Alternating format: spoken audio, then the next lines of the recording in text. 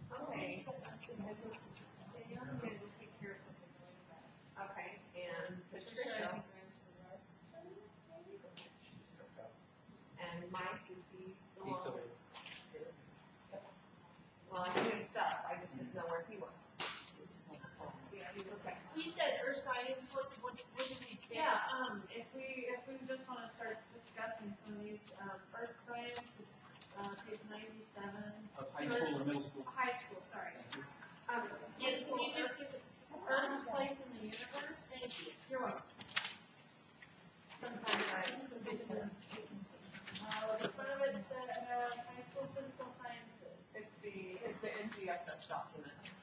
Okay. And so you're on the earth science part? Okay. I'm going to write down, I need to remember to tell you guys something sunshine law related here, just a little bit.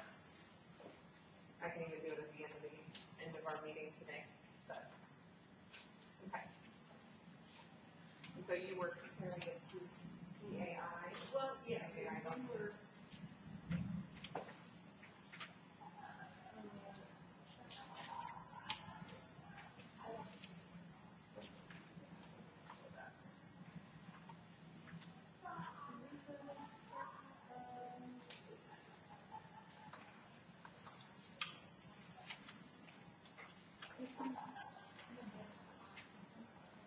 Yes, you should have a high school one also. Looks like do we have one over here? What are we doing? The high school. The high school engine. The next engine. Yeah, there's one right here. Do you have the CAI document, the curriculum alignment initiative? Why can't I remember the word alignment? I keep saying curriculum association. Why can't I remember the word alignment? To be honest with you, mine had, I think, Jack's document. Okay, Jack's document. It's Jack's document. The higher ed document. I don't know if I can take all that. I'm going to start calling it the higher ed document. It's a credit, not a criticism, Jack. I'm just saying, I was one of the lucky.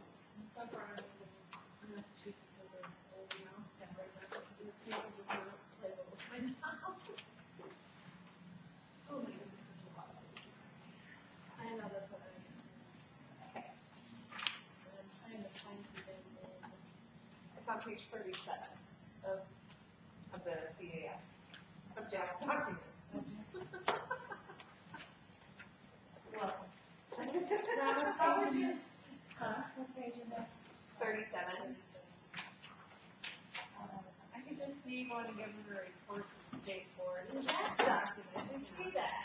I'm going to start calling, I think we should either call it the CAI document or the higher ed document. I would prefer. We should not be alienating.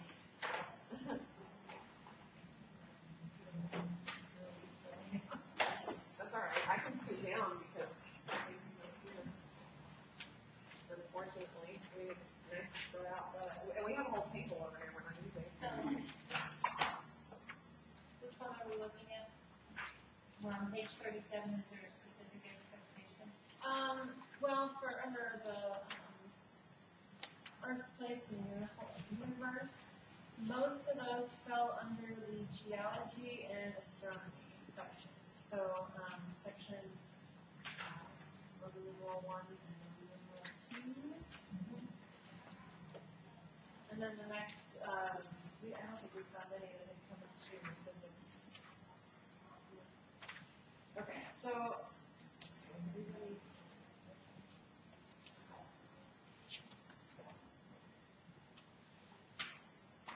we are on the CAI report. 37. And then we're looking at the Earth's place in the universe under the next 10.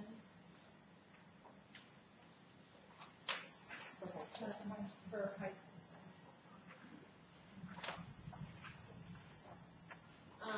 And basically when we did break out into the groups, what I had marked down here was, we were trying to look at each one of these,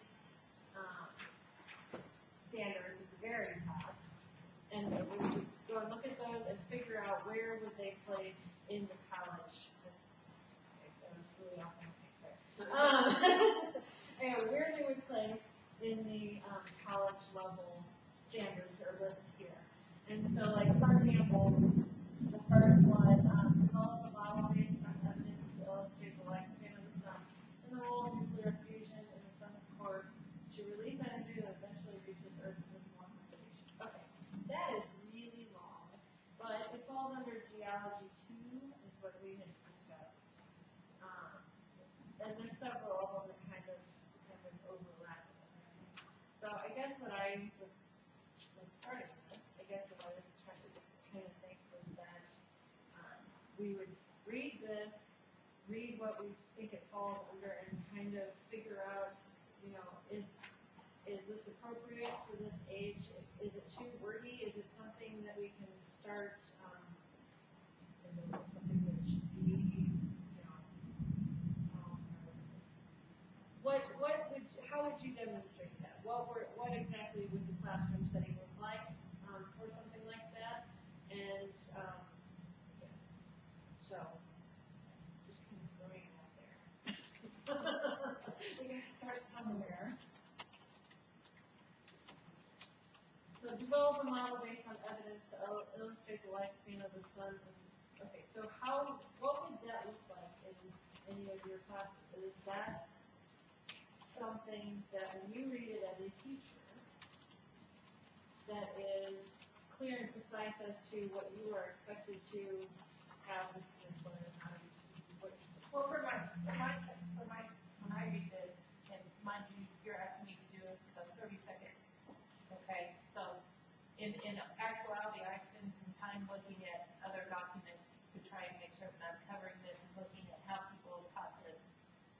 But, my students would need to understand nuclear fusion. They would need to understand the stars. They would need to understand the lifespan of the star and understand the steps that all goes through. So those are the things that would be taught in some manner to build up to. And then it's to develop a model. So the model could be several different things. The model could be physical, could be conceptual, could be mathematical. You know, depending on what it is, how much time, you know, I don't know, I'm looking at this and, you know, am I looking at semester class and full year class, how much time do I have to devote to this? So, time would be spent on teaching the ideas that build into this, and then time would be spent given to the students so they could develop them out. Is, I guess, my next question I have when it comes to this specific standard is, and we've associated it, or associated with geology too. Do you think that, I don't know how exactly I'm trying to put this here. Does that cover what is needed for that college? Obviously there's going to be more, but are there pieces in there that you can pinpoint that are missing?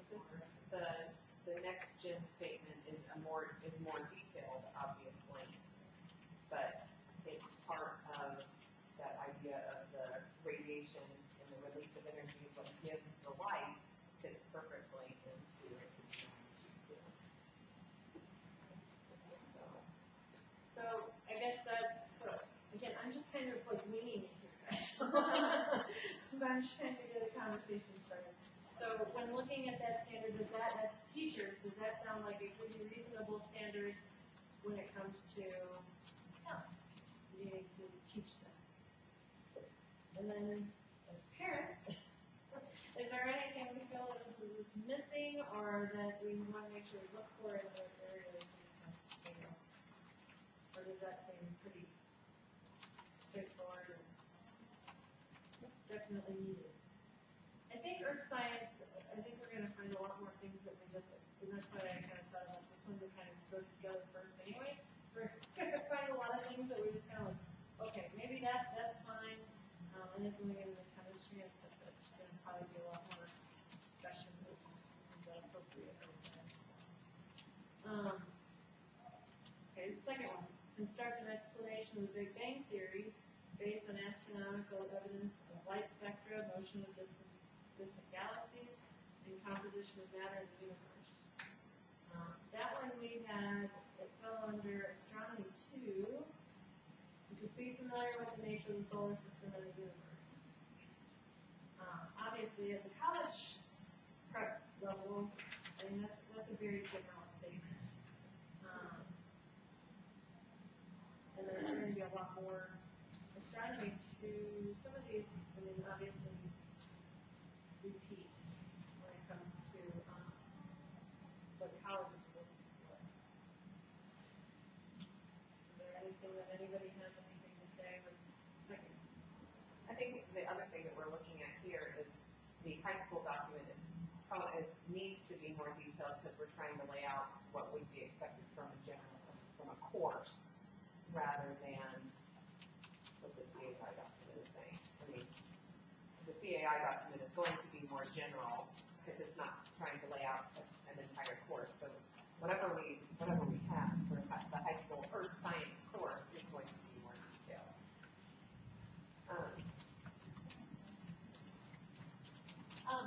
We're looking at another, But sorry. we got a doozy right on. You realize the science teachers, when we have tornadoes, Yeah, all the kids are in the hallway, the science teachers are outside going, oh, I can see a funnel cloud. That's what we do. Yeah. Hey. We actually kind of, I mean, we do this more than a job repeats this way, sorry. I've been trying to dispel that stereotype. I live in Crown. I find it everything, but please don't pigeonhole me. Appropriate the word earth science research, what's some of others? I don't know this, you know, Earth science. Very, very much earth science. Yeah. meteorology, the kids, you know, I make this good. You know. We talk about it and it's all right, and they all agree that Mrs. Sherman's brain might be a scary place, so, you know. Okay, so what are you wanting to know about the second performance expectation? Again, I'm really waiting if you're gonna start. No, but I think what you're doing is exactly where we want to go with all of our groups. Are you guys in agreement with that? We want to look at these individually like this? Yes? No? Some people are saying yes or no. Well, you know, I mean, we can, I mean, how about individually and as a whole? I mean, obviously, everything under that section there. yeah, I would suggest that maybe we look at it as a whole, Okay. because you gotta realize, you don't wanna be teaching this stuff here, because then kids get buckets going, Right. you know, and like we said, the weather, you were going, well, the chemistry, well, no, weather is chemistry, you know? And so you need to be taking these performance expectations, you need to look at the group of them, and then say, okay, is this okay? And then if there's issues, then we can go through and pick the issues. Why don't we try this? You have them written down as to where, so why don't you share with us what you guys found as what matched up? Okay. The first one, as I said, is geology 2. And again, we can go back and see if there's anything else that would fall under. You know. I have geology 2 for the second one, astronomy 2. The third one we actually did not find in there. Communicate scientific ideas about the way stars over the life cycle produce elements. So that's back to chemistry. That would be, yeah, it's in nature of matter. Okay. And then number 4, we have astronomy 3.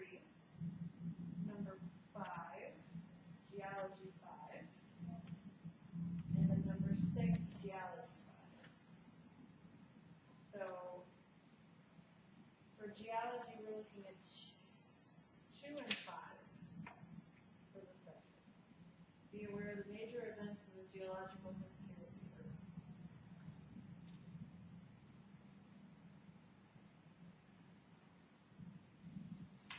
Okay, so number 1 on geology and number 1 on astronomy is a mathematical thing.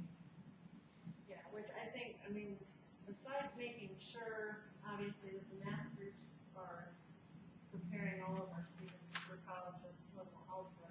Now, I was going to ask, like, geology, at what grade level is this usually discussed? Is it freshman class? Is it a Geology, This should be senior level class. senior level? which means it's on. It's usually an elective class.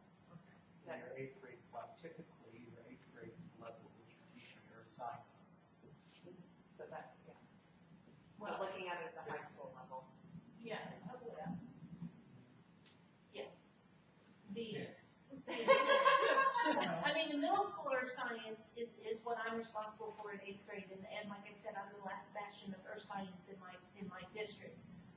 We, quite frankly, do not offer a specific earth science class in the high school. Should we? Yes. But it becomes very difficult when you're looking at the size of our school to be able to do that. You would agree, I mean, you're smaller than us, it'd be very hard to offer 6, 7 science classes without some sort of rotation or something. Right, that's it. Okay, I have one science. Yeah. And it's that simple. You just do your rotations, you put the courses where they can fit for the kids. So it's very difficult for us to come up with a document and say, you have to do it this way, because you're handcuffed after school. And that would take away from what our board of trustees bring in, and that if you have a community that has more interest, then you want to be able to allow them to Yes. keep that. Because, yeah, I'm sorry. Well, just, we want to leave control at that level, and this is a class that, it'd be great if everybody did take it, but, you know, I mean, Is that if we go through it, and you said this would be more of an upper level class, it's almost, to me, it's almost easier to say, these are the things that need to be in our required for everybody. And then if it's upper level, go back and stick that into that. You can't do that for high school. No. No, because there's,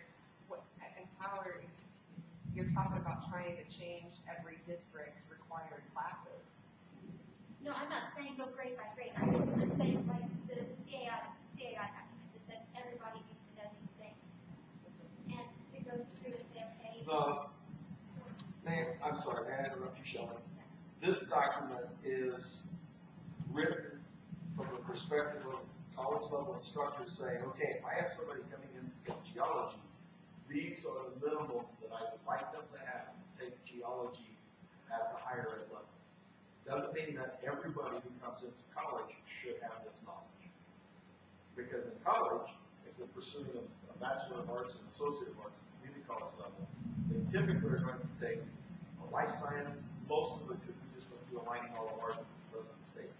Most of them are going to take a life science and a physical science, or somewhere between 7 to 8 credit hours. And so the bulk of our populace is going to have some kind of a biology class and some kind of a physical science. It could be physics, it could be chemistry, it could be earth science, it could be environmental science, depending upon what the individual higher ed institution offers.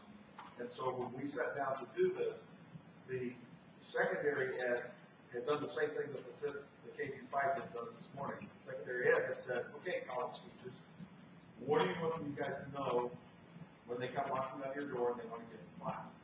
And so this isn't the minimum that everyone should know. This is the minimum everyone who wants to take geology should know.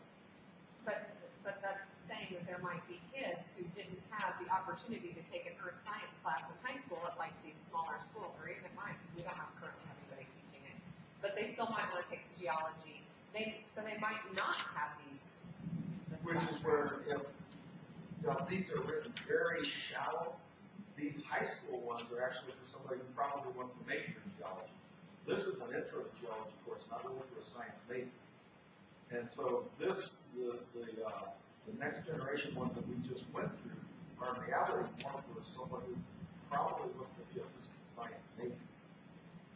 And whether we look at the next gen or something else, it's part of the conversation that hasn't been said this morning. And this is the key is pushing a lot of this is students aren't necessarily staying in Troy's small district.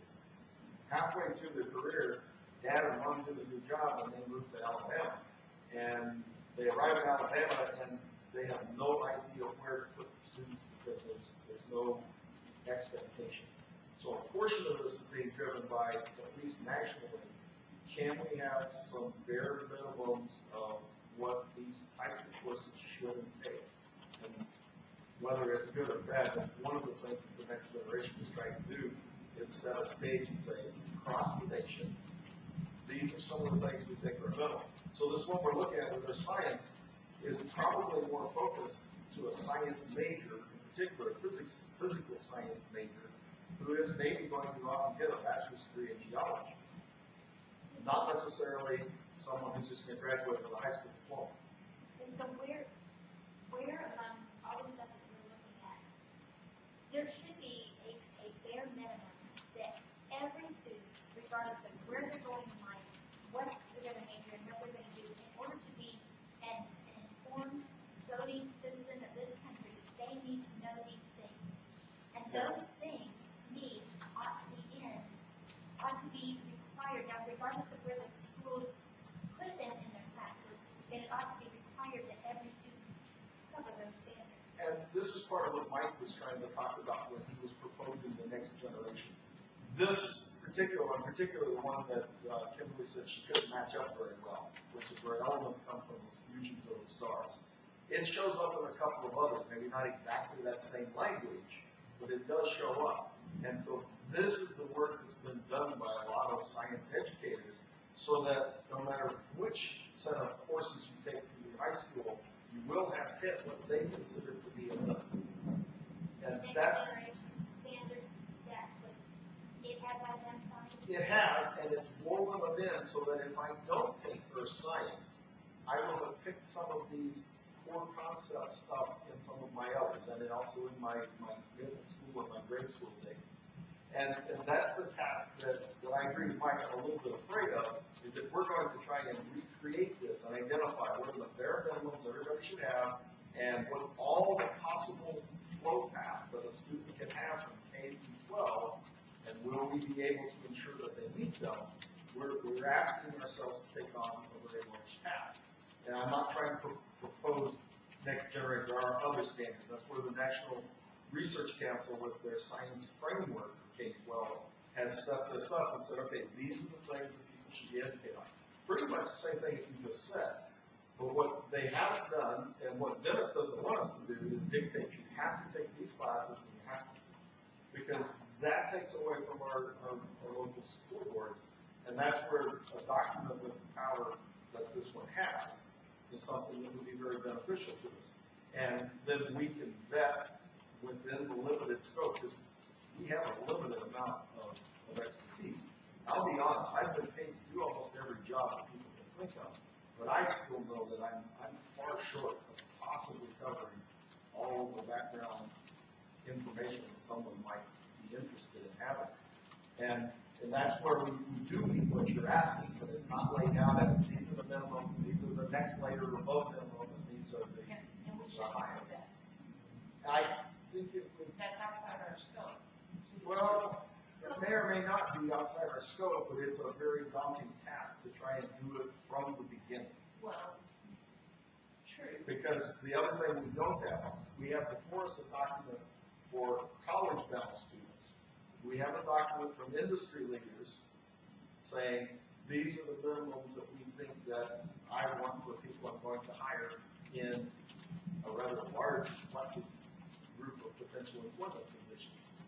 And that was part of what the National Research Council did when they seated all the people and they conducted the investigation for the framework, is they did actually investigate different industries and outspoken people from them, always the outspoken people who get heard the most.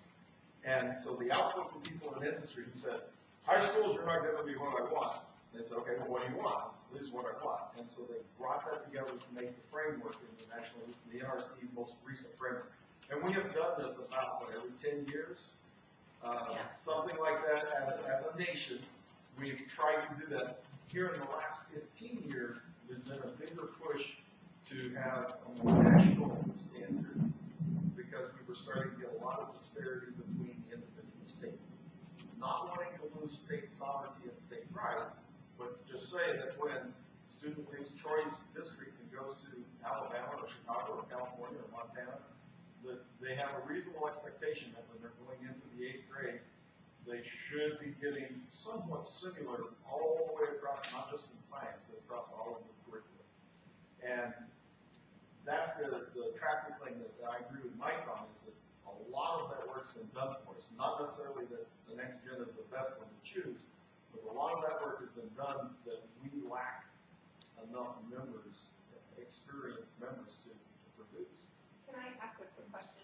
The minimum standards that Shelley is talking about, that she thinks every student should know, on the next gen document, that those are the cross-cutting concepts? Am I correct in that? No. Okay. Those are, I was just talking wondering. about how you weave it all together. Right, right. So in order to get to those higher levels of understandings that everybody talked about, that's where the practices and the cross-cutting concept. And that also helps kids understand that when I do cause and effect in science, cause and effect in English, and cause and effect in social studies, it's cause and effect. And they get an idea that that's the same thing. These are the big ideas that Okay, so across every. they're saying cross-cutting is what I would term as cross-curricular. Okay. Yes, but a little bit of that, and also a little bit of when I'm teaching chemistry, biology, or science, kids need to understand cause and effect. Of course. And it's a lot of those concepts that are listed there. Everybody, I could walk into any science teacher's classroom and they're doing it, they just may not be emphasizing it. And so that's why that column's there, is to bring that up so teachers, make more of an effort to, hey, we're doing cause and effect. Remember doing cause and effect in ELA? Yeah, well, it's pretty darn similar. And so kids, okay. And it's not something, it's not, believe it or not, kids just think it's something brand new, because this is science class. Yeah. It can't be the same cause and effect. I guess what I would like to see us end up with, and maybe it's using the stuff we've already got, not having to rewrite something, but to be able to have a document that says, okay, schools, whichever school you are, every kid in your school needs to learn these basic concepts. They all need to know these basic concepts. Now, whether you want to put them into a physics first class, or whether you want to have earth science, and regardless of how you want to arrange them and put them in your classes, just make sure that somewhere they all get these concepts. And then beyond that, here's chemistry for higher level, here's some biology, here's things that go beyond the basic. Okay, but you're got an issue with that because you're advocating for a general science class in the high school level. And correct me if I'm wrong, but I don't think you can get credit, high school credit for a general science class if it's listed as that. They have to have a physics, they have to have a chemistry, biology. By credit, not state. The colleges will not recognize a general science class as a science class. Yeah. Any of them. So we have to, it has to be a lab-based. Exactly. Yep. They don't know what's in it. Correct. They don't know So what's in it. they could take it, we could give them state credit, they get their 1 of 2, but if they go to college, it It's doesn't count. bound upon. Most colleges want 3, so they would actually have to core, make it easy. We've run into this, I know people who've actually gone to, We're a chain. Sorry. oh, no, you're fine. If I can interject, higher education is changing. We no longer even look at transcripts most of the time. Let's clarify that a little bit. It's not just higher education, it's the clearinghouse. And that clearinghouse is your NCAA clearinghouse. They have to see titles that make sense to them, see that the college, the kids advance. So that's more what I should have said. If you put something on a transcript that goes into the clearinghouse, you have to tell them what it is if they don't know what it is.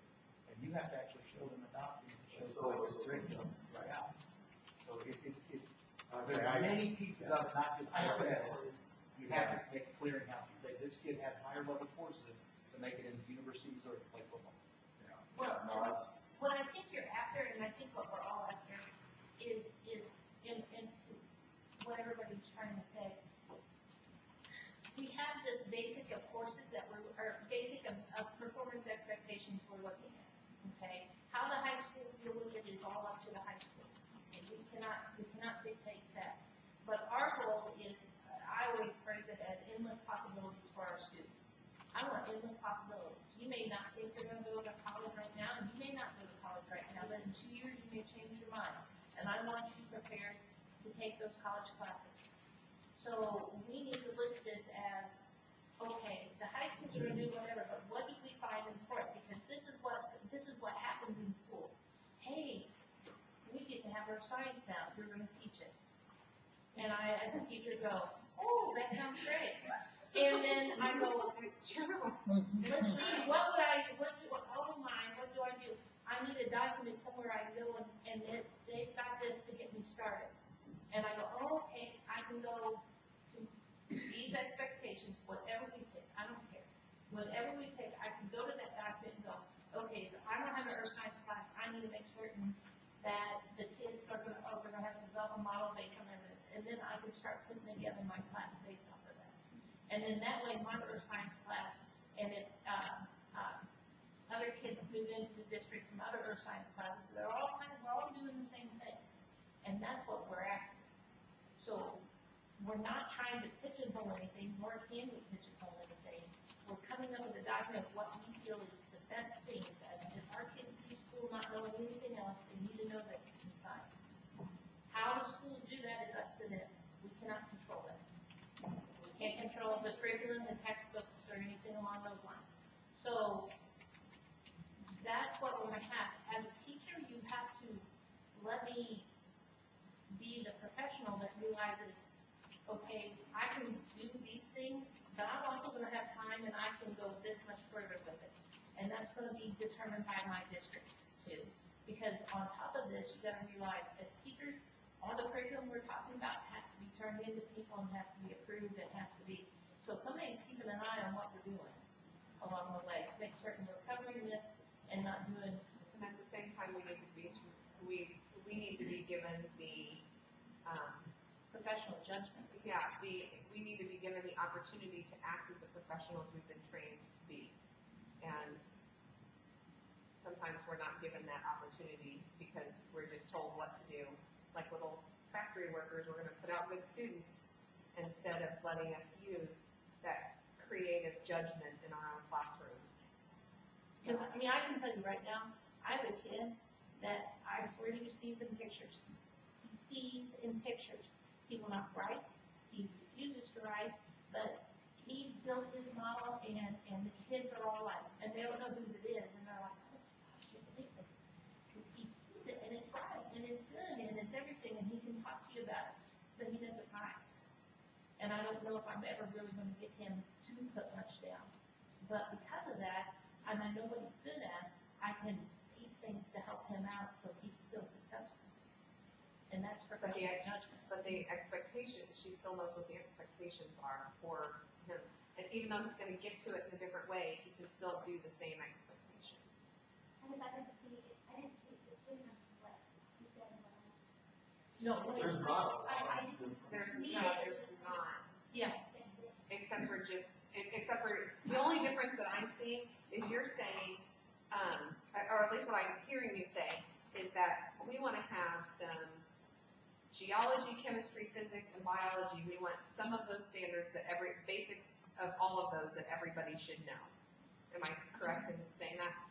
And that's the one thing that I think what Susan is saying, okay, yeah, there's gonna be some basics, but then at the same time, there's going to be some things that, because they don't take that course, I mean, how do you can infuse some of that, but then at the same time, what if, Dennis has talked about the rural community, what if infusing it, if we say we have to infuse earth science into a physics curriculum just so that you can get earth science, what if that doesn't fit with the way that they you know, in the area that they teach. But they could choose not to do that. But if you put it in this document, they can't.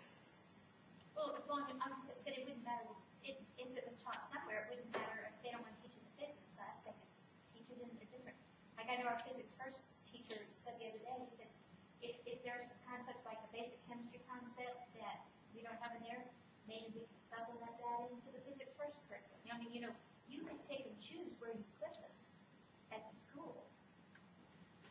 So, and I don't want to backtrack too much here, but just kind of actually piggybacking off of what the other group is doing, I looked up where this first set of, you know, the Earth, place in the universe, where that falls for our current standards, and it's strand 6, and basically it has its composition and structure of the universe and the motion of the objects within it. And so I was going to ask, basically, I'm going to read off, they have it broken down into the 5 concepts. I'm sorry, 3 concepts on this one. And I'm just going to read them off and see what your thoughts are on the depth of knowledge level, because it actually doesn't have any depth of knowledge. Because it's the draft. Okay. Like for the first concept, the Earth, Sun, and Moon are part of a larger system that includes other planets and smaller celestial bodies. It has here that it's broken up and explained in, it's taught in Physics 1 and it's taught in Earth and Space Science. So with that, how, the simplicity of how that's worded and then how it's in here, is this too simple? Yes, What because is this isn't a performance expectation. Okay. This would align with that right there. They would align. So it's not a performance expectation. It doesn't tell us how they're going to assess that or what, exactly how the kids need to be able to apply it. If you put them there side by side, would that not be good? Well, yeah, but that's what this already does. I think that's what it did. So, Saying the simple thing from the third line, since it said the Earth, Sun, and Moon are part of a larger system that includes other planets and small celestial bodies. Have that concise content statement, line that next to the matching performance. that's what the disciplinary core idea is. This isn't written simply. This is. You're right. This is a much simpler word, That's but what I'm the saying, same line thing. up that simple language next to your performance expectation, instead of trying to rewrite the text. The only benefit of that, which might help sometimes and not others, that little snippet in that little box there that is a little, that's wordy, is actually, you'll notice there's some codes on it that actually goes back to a 400-page frameworks book. What is nice about that, what we would lose, some would like simpler, honestly, I'll give you that. What you would lose, though, is if a teacher is confused on how to teach a unit, they could go to that giant 400-page free frameworks and then read an entire 12 pages on what that means. So the Get nice, their background. and get their background. So if you were a new teacher teaching earth science, instead of just having a list, if you go, and anybody can get that framework, it's a free document from National Academy Press. That's the base of all the national science standards. It will tell them what is really to be taught. So if you just go by a list, you lose that extra. Am I saying this correctly? Yes. With the current GLEs, I have to have 5 books out to make certain I fully understand how far to go with everything else to get all my cross-referencing done. When I initially am looking at new curriculum. With this document, even though yes it is wordy, I can do it with just this. And that's the balance they're trying to strike with it. It's a little bit more, but even if I'm confused with the disciplinary core idea, I can go back even further and pull a document to get more background if I need it. Because if I have no earth science background, you better believe I will be pulling a few documents to bolster what I have. Mike, would I be able to get the link to that document? The best way to do it actually is go just Google National Yeah. Academies. national, even K-12 science frameworks. I think any of that, Google that. You'll get the new one. Right. Not care. You get the new framework, not the old one that the GLEs were. Oh, right. That's what I'm talking about. Do you want the I wanted to see the new one of what Right. they're referring to, so right, you yes. have a better understanding of what you're I talking have it about. pulled up. I got it.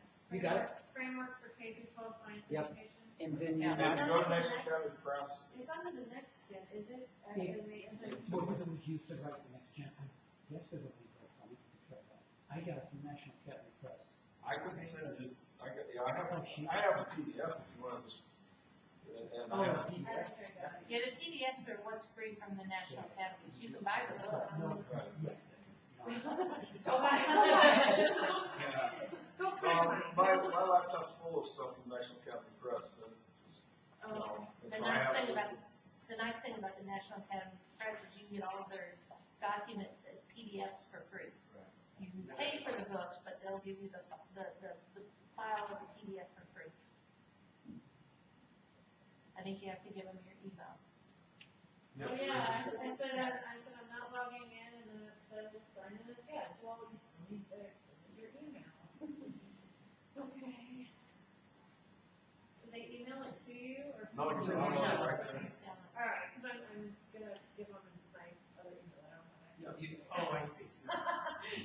I have a spam Yeah, filter just I- in case. I have 4 layers of emails.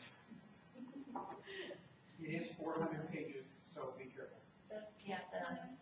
That one's not too bad, there's a couple others that same. The control F is your friend, and do time search terms. That's right. But Okay, the code will connect you right to where she needs to go. Yeah.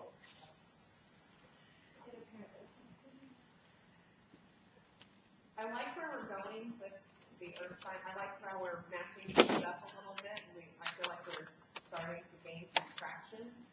But, I know life sciences, we did not finish everything. And while I worked on it a little bit outside of here, I did not work on it a lot. So I know I'm not completely finished. So, my question is, we obviously need to keep going with the earth science stuff. Do we think we're going to do the same thing with the other ones as well? And if so, we probably need to meet with our little mini work groups to finish that up. So, I mean, right now you've only done Earth, Place, and Universe. There are 2 more in here, Earth Systems and Earth and Human Activity. So, but are we, I mean, I know we've been discussing some other stuff, but for the performance expectations on Earth's place in the universe, was there anything that stood out to anyone that was like, that was too much, not enough? Because you said it was covered within, I mean, it matched the documents, right? Well, as far as just this first one, Earth's Place in the Universe, she said geology, the second and fifth on the geology section, and the second on the astronomy section. So, but that's just Earth, Place in the Universe, not Earth and Human Activity. Yeah, no, we haven't done this yet. I'm just talking about just this one piece.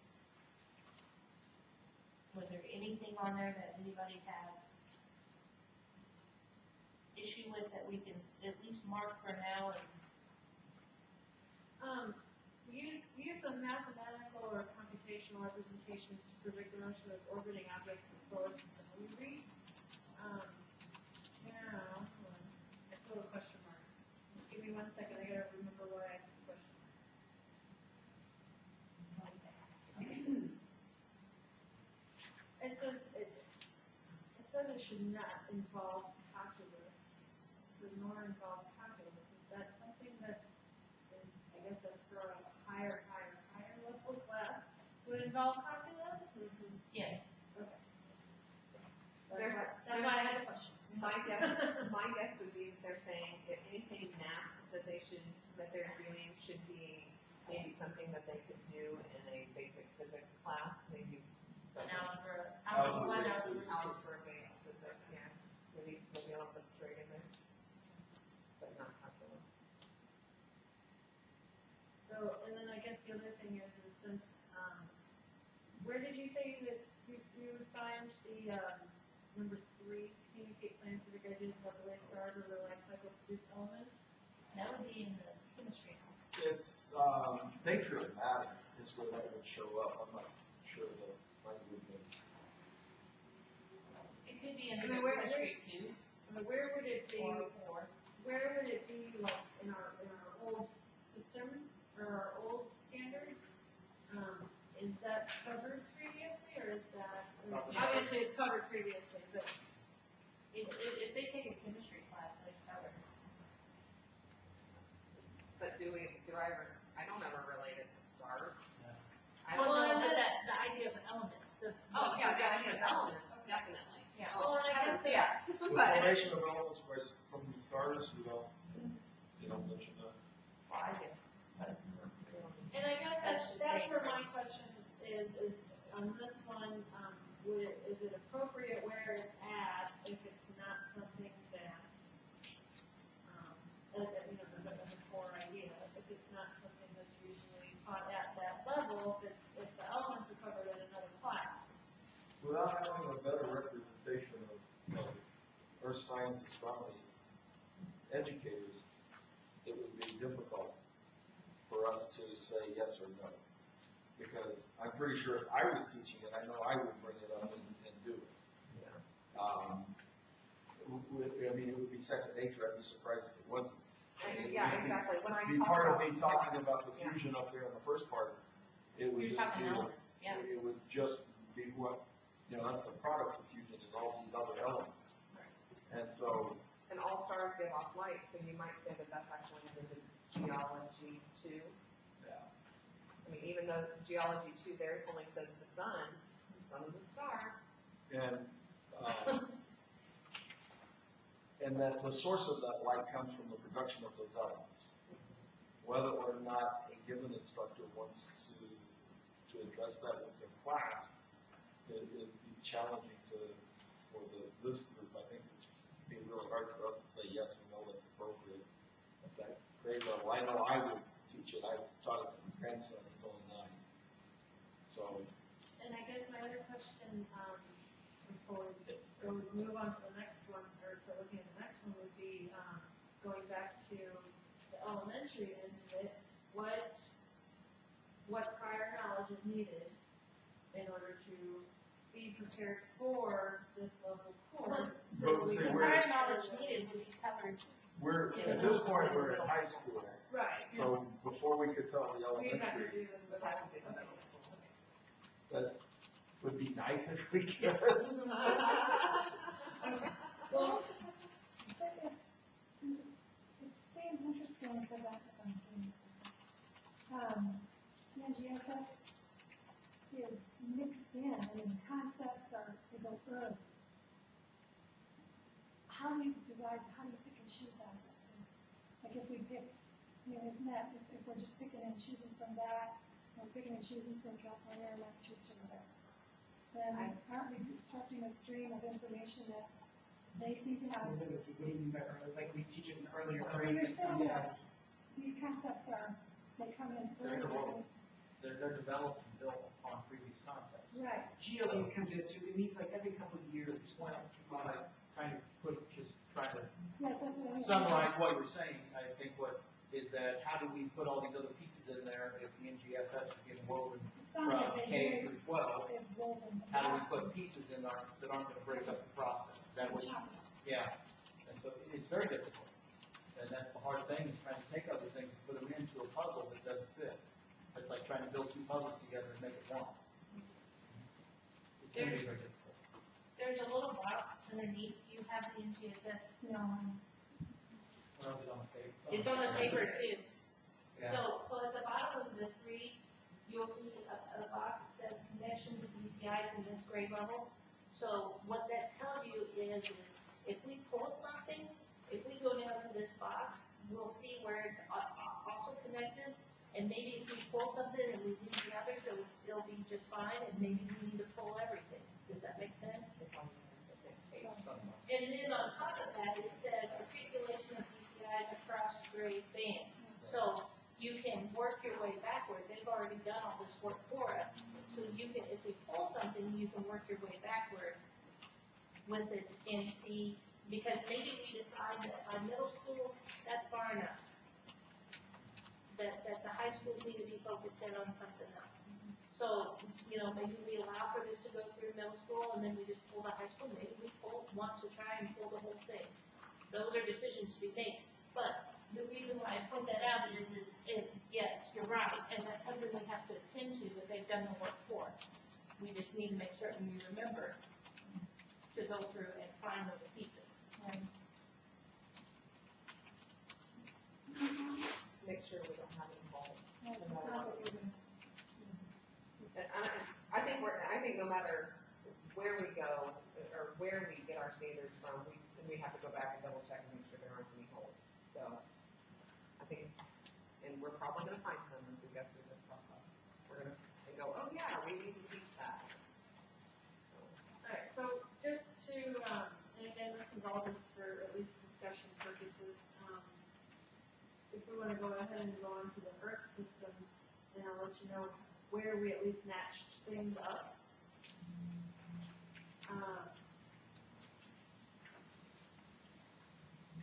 Okay, so for Earth systems, the first one, we aligned it with Geology 4. And then I had actually, I made a note here with also aligning it with strand 5A from the original. And then number 2, also Geology 4. Number 3, we did not match it up with any of the college level, but I did match it up with strand 5-2B on the current.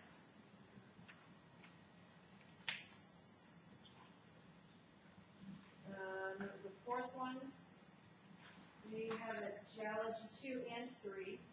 I actually covered under that one. I think number 3, you could put bigger than geological history. Of geology.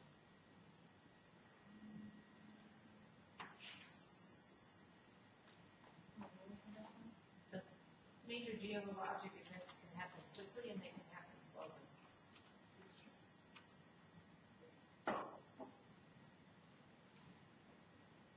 yeah, we did talk about resulting plate tectonics, which is definitely geologic history.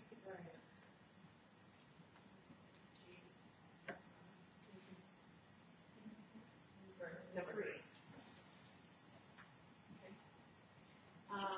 And then for the fifth one, Geology 4.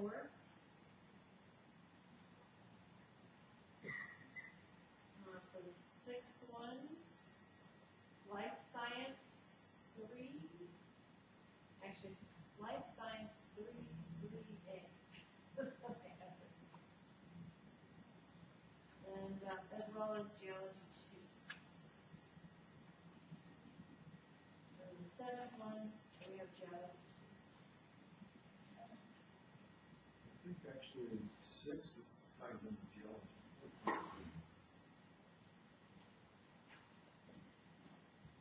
Yeah, the carbon cycle goes through all. Like the carbon cycle is atmosphere, lithosphere. It just wasn't specific, it was the carbon, we were talking about a certain cycle of carbon. So that was our, yeah, it does definitely go through all the geology, the gas for sure.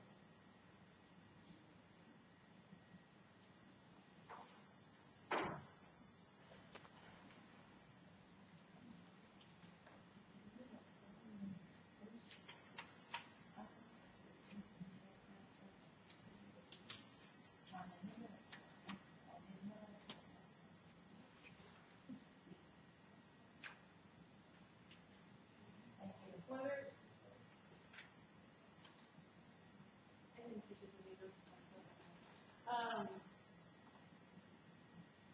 Is there anything specific to bring up on this one?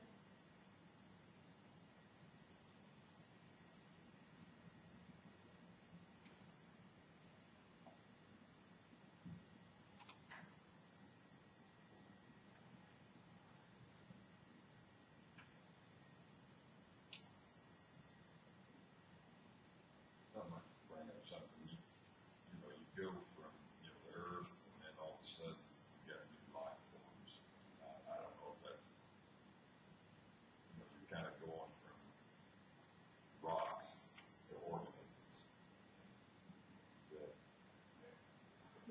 what are you looking at? Well, I'm down at 7, Instructor learning, okay. high school.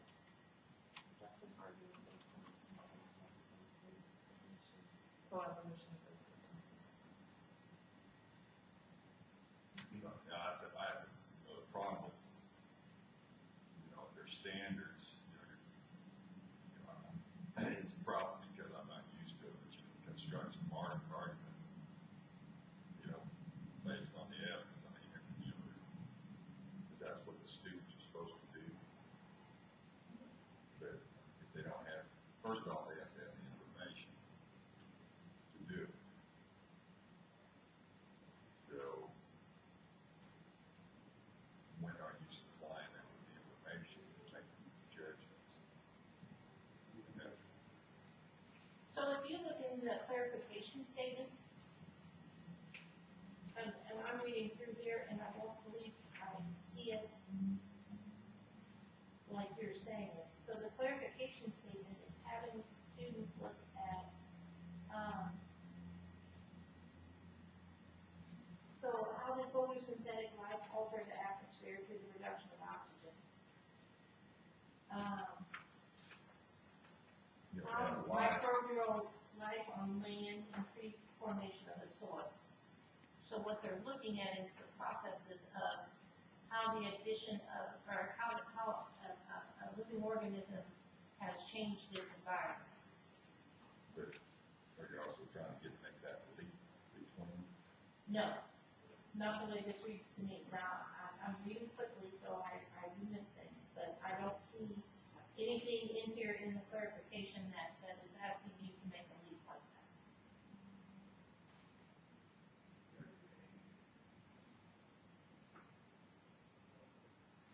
Like at the very bottom, it says, or how evolution of corals created reefs that altered the patterns of erosion and deposition along coastlines and provide habitats for the evolution of new life forms.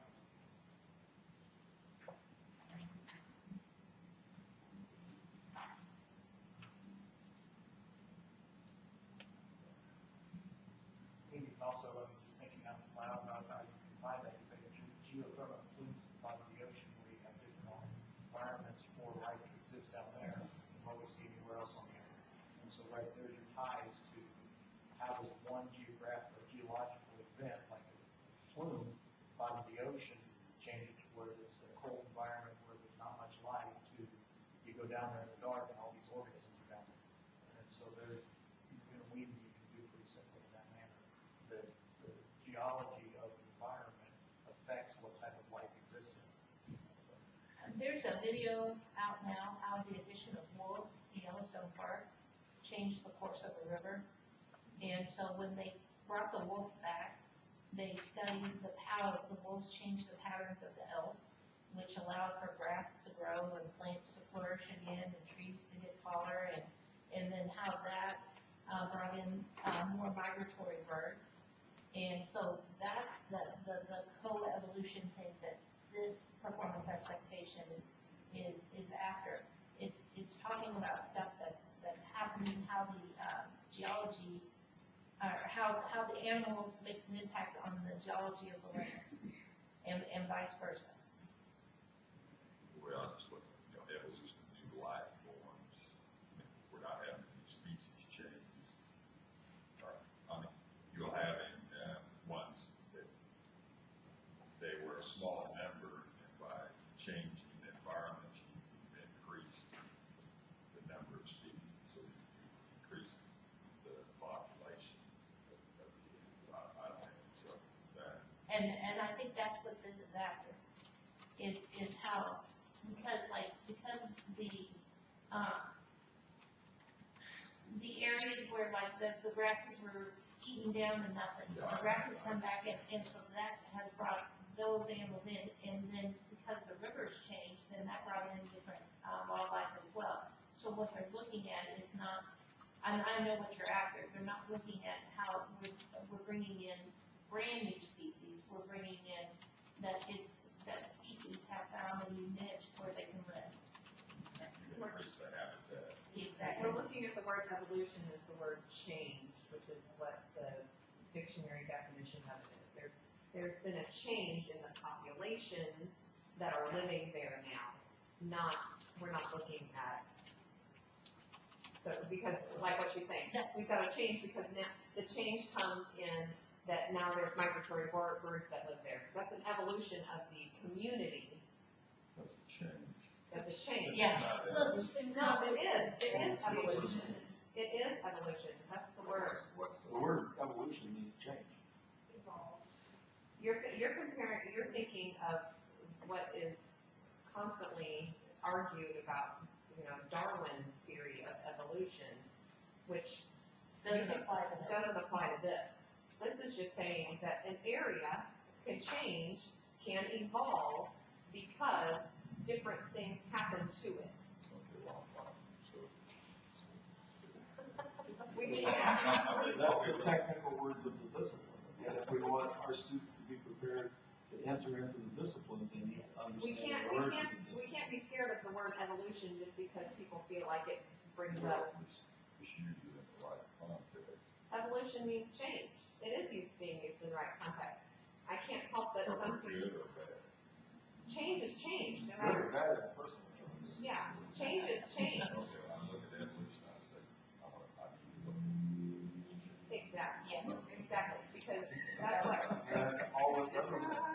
Yeah, that's all we're talking about is change. Change of in this case, change of an area. And this would be a case where the clarification statement is very helpful, so everybody can understand exactly what's being meant there. Some of my favorite parts of these tests, because it really clears things up. They're not all perfect in any shape or form. I did kind of glance over this, document that you gave me the link to, and, I find it interesting that the years that they look at, they have a grade band endpoints. They end at second grade, fifth grade, eighth grade, and 12th grade, what they should know at each of those. Which is kind of how I learned all this stuff, except for the second grade. Well, then, these are also Too young to give it that. Right. Yeah. Give us something very- Didn't we used to be third We did grade? use third grade. Third grade? No. Yeah. Yeah. Third, so.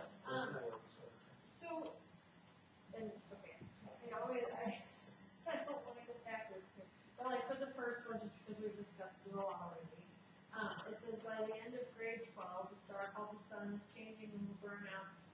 Over a lifespan of approximately 10 billion years, the sun is just one of 200 billion stars in the Milky Way galaxy, and the Milky Way is just one of hundreds of billions of galaxies. Galaxies in the universe. The study of stars, light spectra, and brightness is used to identify compositional elements of stars, their movements, and their distances.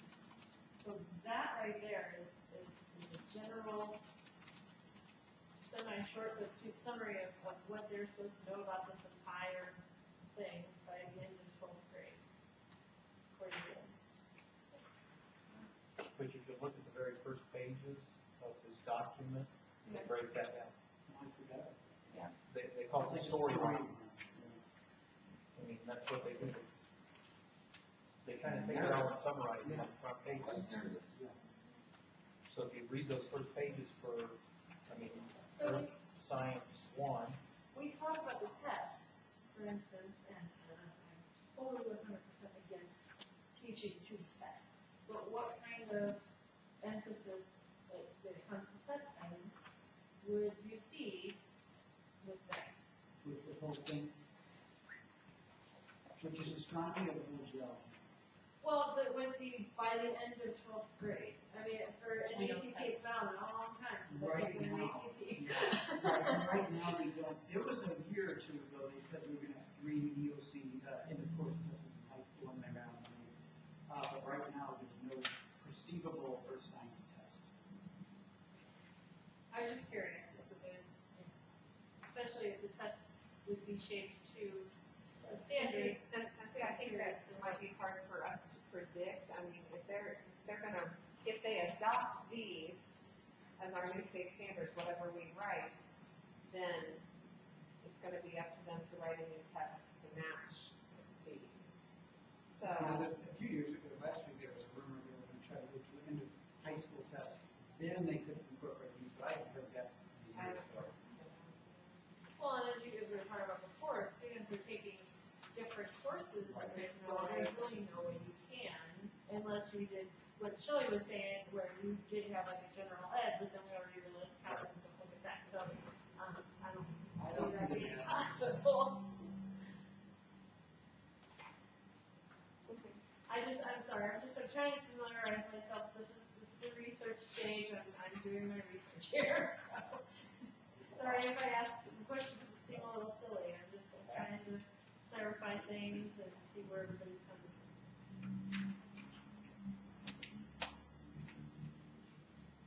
You said that you can't have a general science course in high school, can you in junior high, middle school? Almost all of that is Yeah, general science. almost all of our. So some of those basic things that might not get covered in the high school course, you could go into 8th grade. Not at all. Okay. I mean, if you look at, even like the leading statements from the comprehensive alignment tool or whatever it is, those are general statements that, in that general statement, a lot of those are taught now in traditional school. Yeah. They're not taught in high school. Now, are they definitely, are they going more depth in high school on those? Yeah. They go in more depth in high school. That's kind of the.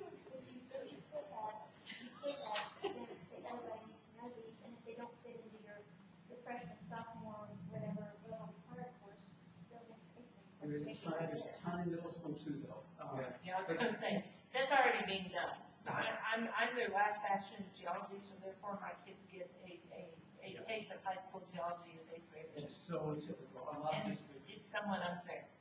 A lot of districts will prefer science in 8th grade, including me, because I know that most won't take it. In high schools, at least, if they don't all remember it, but at least I shoved it as close to high school as possible.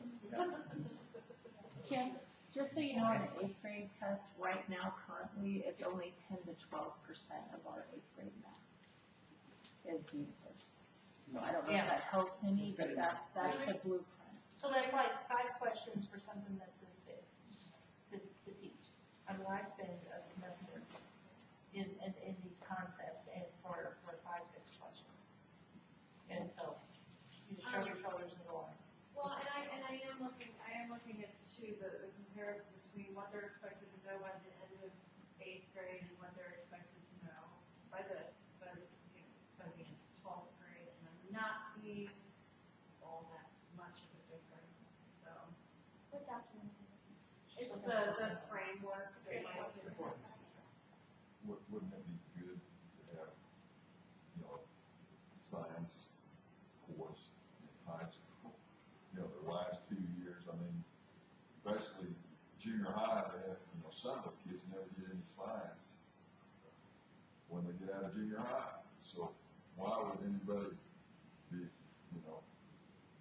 say you want to have these people, these kids when they get out of high school, know something about science and how to, to look at things, but there's really no science course.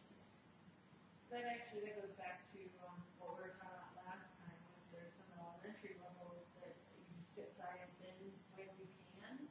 And I was at a meeting the other night, and a parent, I'd never met her before or anything, she is talking about how she moved out of our district, and when she moved out of our district, that the school she had been at the time had no science. They were like K through 5, no science whatsoever. And then she moved away, and it was a steady science curriculum. And then she moved back, and when she moved back, she was glad to see that we were starting, our district was starting to put more of an emphasis on it. But I was really surprised that that there's a lot of, they're not even really, in some cases, getting that base at the elementary level. And so. The focus is math and reading. The focus is math and reading. Reading and math, math and reading. We don't have time for science. We don't have time for social studies. The problem with that type of a focus is you're teaching your math and reading in a vacuum.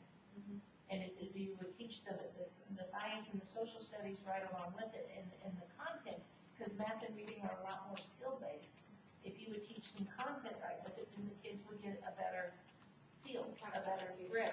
You can teach reading and have kids be reading little trade books and things along those lines, science trade books, and doing experiments, and they can still be writing, and they can still be doing all the things they're supposed to be doing but the focus is math and reading. Why is the focus math and reading? Because of the test. Because we have experts out there who, unfortunately, while I may agree with some of the things that they have to say, I disagree with the fact that they say, forget teaching anything else, teach math and reading. That's foolish. So, you know, the schools are just trying to do the best they can to keep their heads above water, is what it boils down to. And you're absolutely right. And so middle school wise, you know, some schools go all the way through 8th grade, math and reading, that's it. That's all you should be teaching. You shouldn't be doing anything else.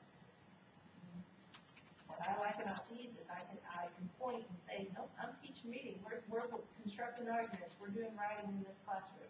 We're doing the math in this classroom because we're having to make a mathematical model so the kids are graphing. So I am doing my part to help math and reading while I'm teaching science. And that's something that's been lost. I guess my other part, the next question is, for say, okay, so by the end of grade 8, essentially, I'm bringing up one because it leads up to the high school level. So the universe began with a period of extreme and rapid expansion known as the Big Bang.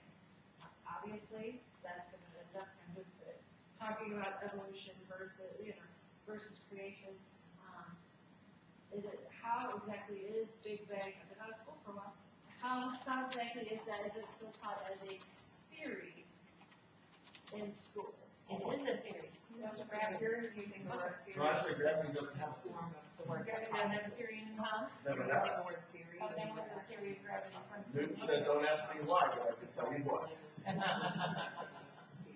Oh, yes, theory, no. Theory. Yeah. He developed the mathematical concept. And it's what Einstein is So they're great, teaching it as like. was trying to develop. Evolution is Theory, concept. theory of gravity.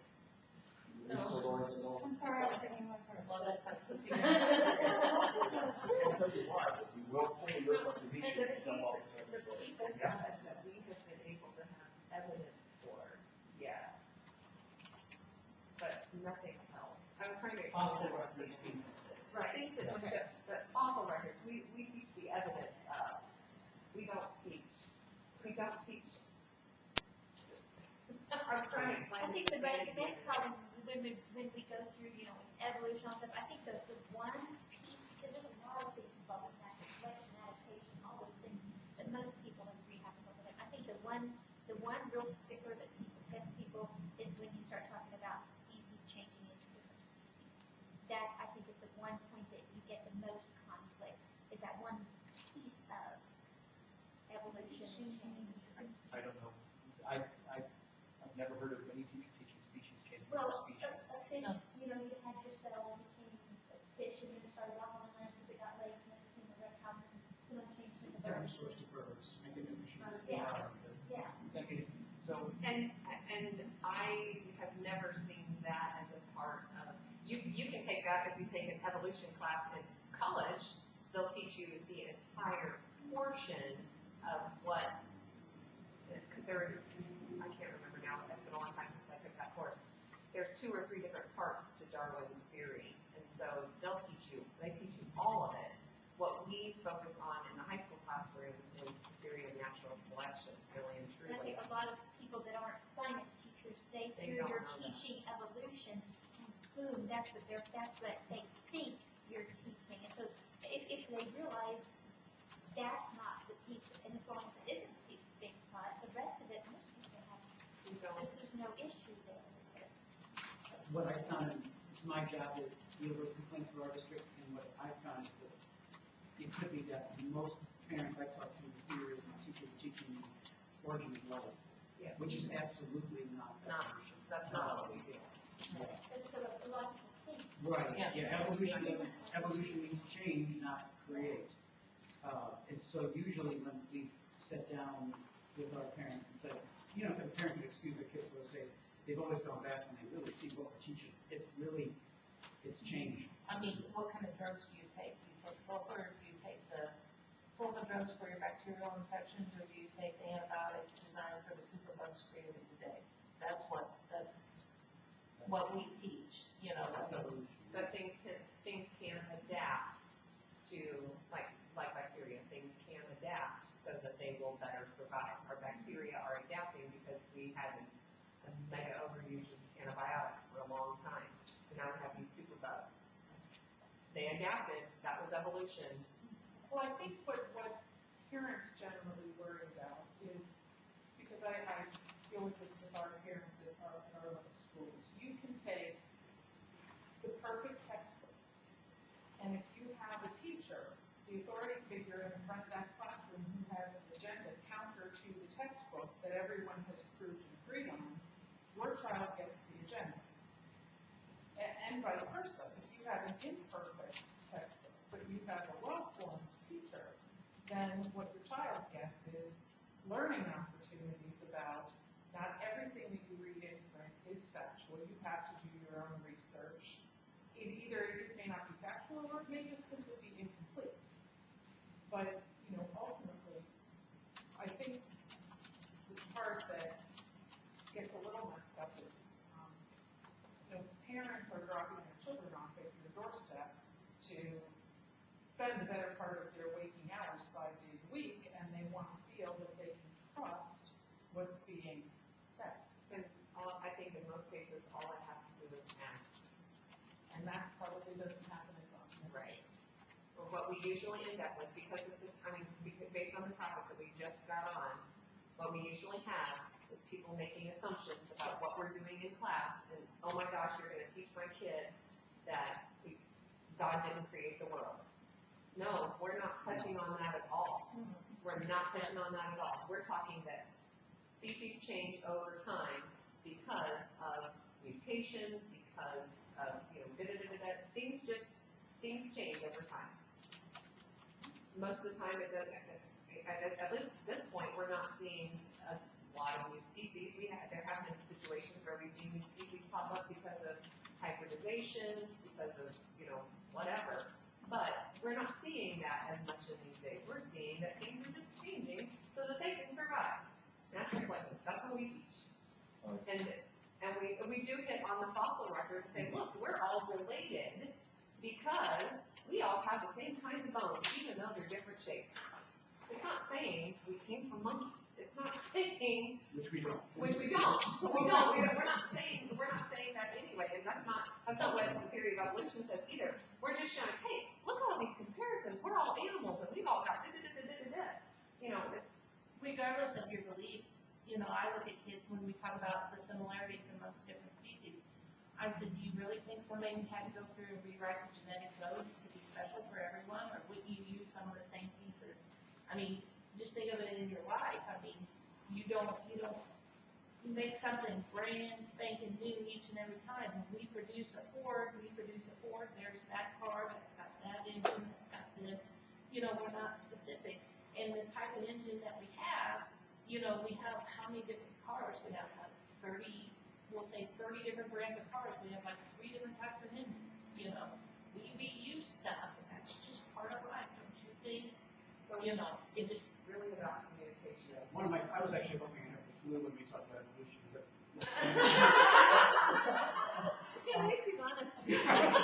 But one of my favorite, very relevant ways to talk about evolution is the common cold. Why can't we find a cure to the common cold is because it mutates over and over and over and over again. We can come up with a disease, a cure one day and the cold's different the next day. Very non-confident, and everybody can relate to Now, that. the flu vaccine is based on the biggest strain of last year's flu. The only year, ever gotten flu is cigarette. There you go. Exactly. Yeah. Okay, so can we maybe take a break? Yes, I agree with my need to have a potty break, and then, I think when we come back, let's go ahead and finish the earth and human activity, and then maybe have a chance to go ahead and get with our smaller groups and make sure we have done something similar to what this has done. That way we're moving in the same direction and talking about the same things.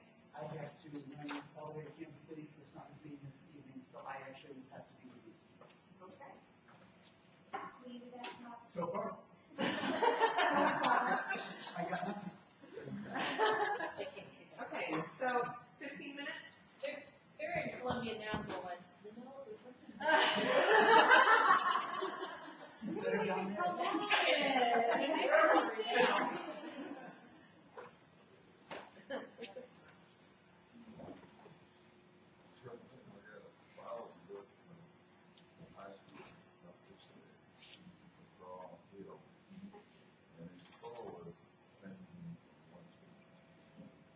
Have a good one. I said, I already sent out to my Yeah. so I'm good. Yeah. I'm like, yeah.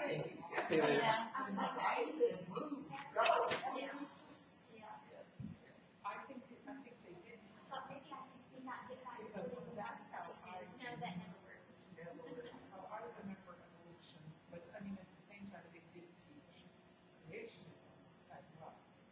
And I don't know if they still do that or not, but I remember what, we did come from, there was some slime that became this, and then it became that. Yeah. Progression, that's what I consider it. And when I was in school, they did teach that, but I don't think they. Yeah, but they, and you know, it's weird, because I remember when one of the children came home from preschool, and they were talking about this dinosaur that, I said, well, that's a brontosaurus, and they're like, no, that's a, whatever, something, it was. No, it's not, it's a brontosaurus, and when I went to the teacher, she looked at me, and she, we have not said that since the seventies. Because they found something was different, I don't know. It was embarrassing. But I do think so much of it does just come down to, have to trust the people that. Well, the brain work and issues, interpretation of natural things make themselves with divine intervention and that we've got to do. That's this thing. Not to give rise to something. Yeah, I'm out on that, but. I mean, that is the theory, that is a theory, what do they call it? Is that, naturalism?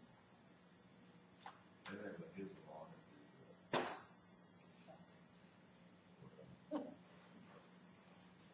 I don't know. It amazes me that I hear that there's some schools that don't even teach science. I mean, that's such a key point. I Blew mean, my mind. is it fifth grade they tested science? Yes. Our fifth graders a couple years ago, I think we had 90% still in the advanced category. Maybe because they have learned so much. Teach science. I mean, you know, I like, a lot of times, it's not like at each grade, we have like 2 classrooms per grade level. And usually at each grade level, one teacher will teach science and one will teach social studies.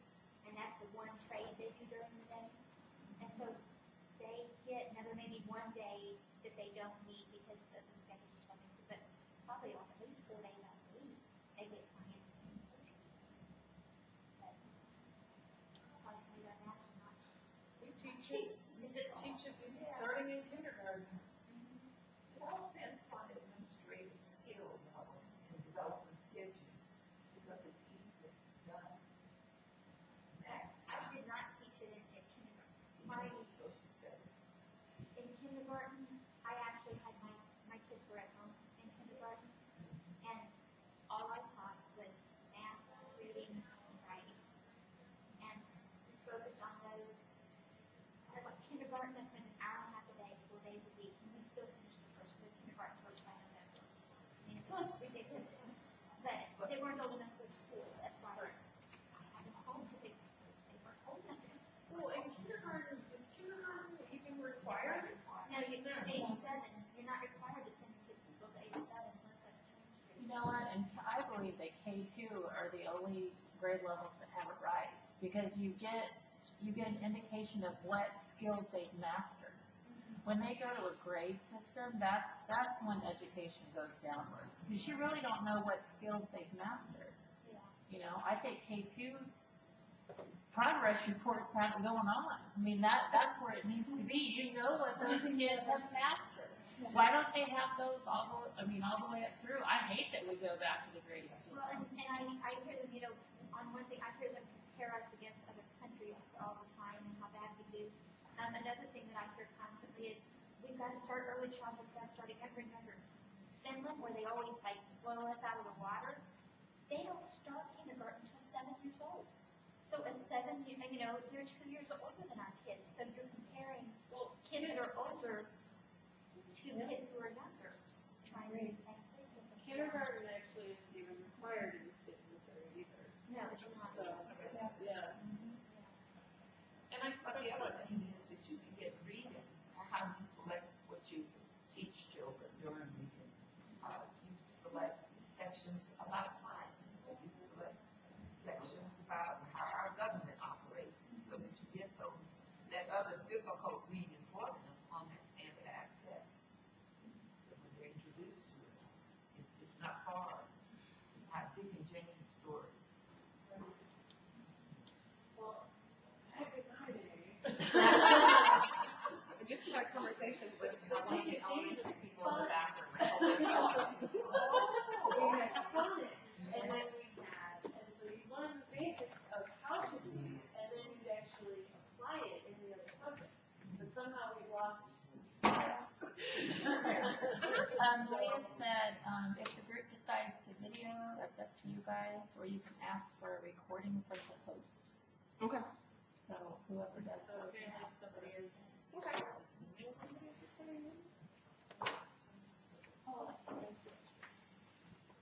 Not sure what that gives us, but, okay. But you know, people are requesting the notes. They have read our notes on the internet, Oh, and we've got requests, because I've answered two.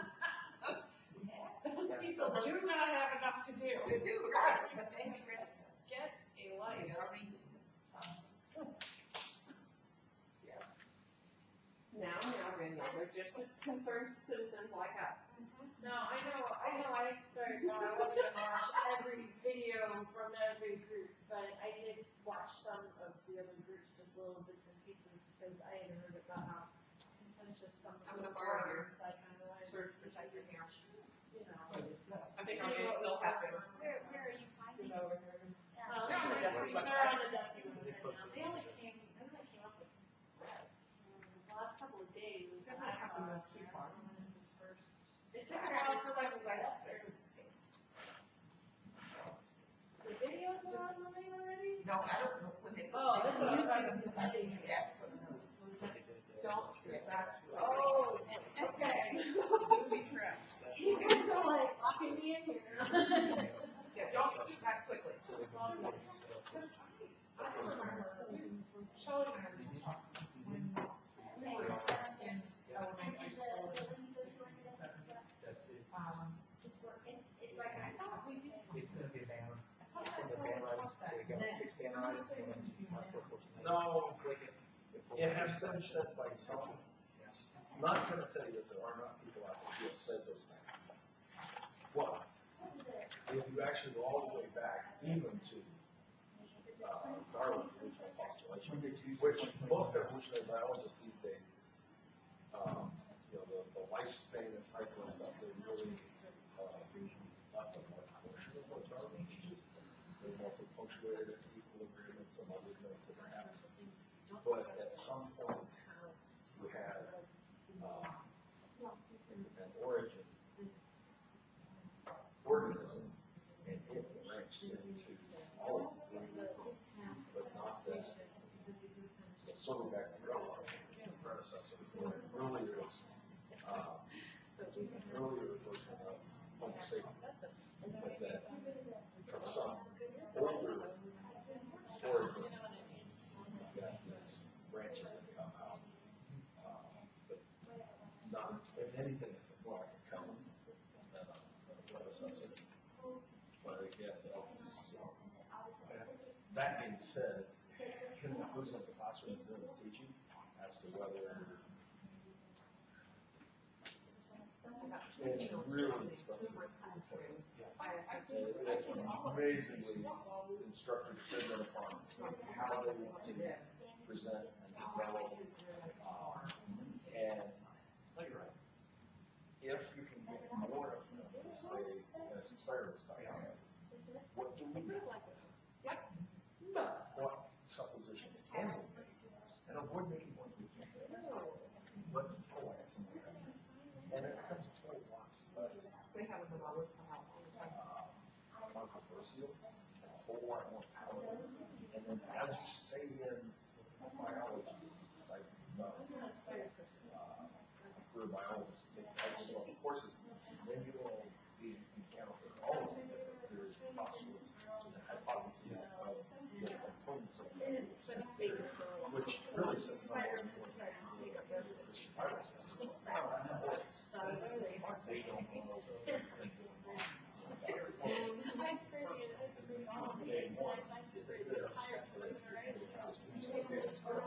We don't know is that this is my first claim was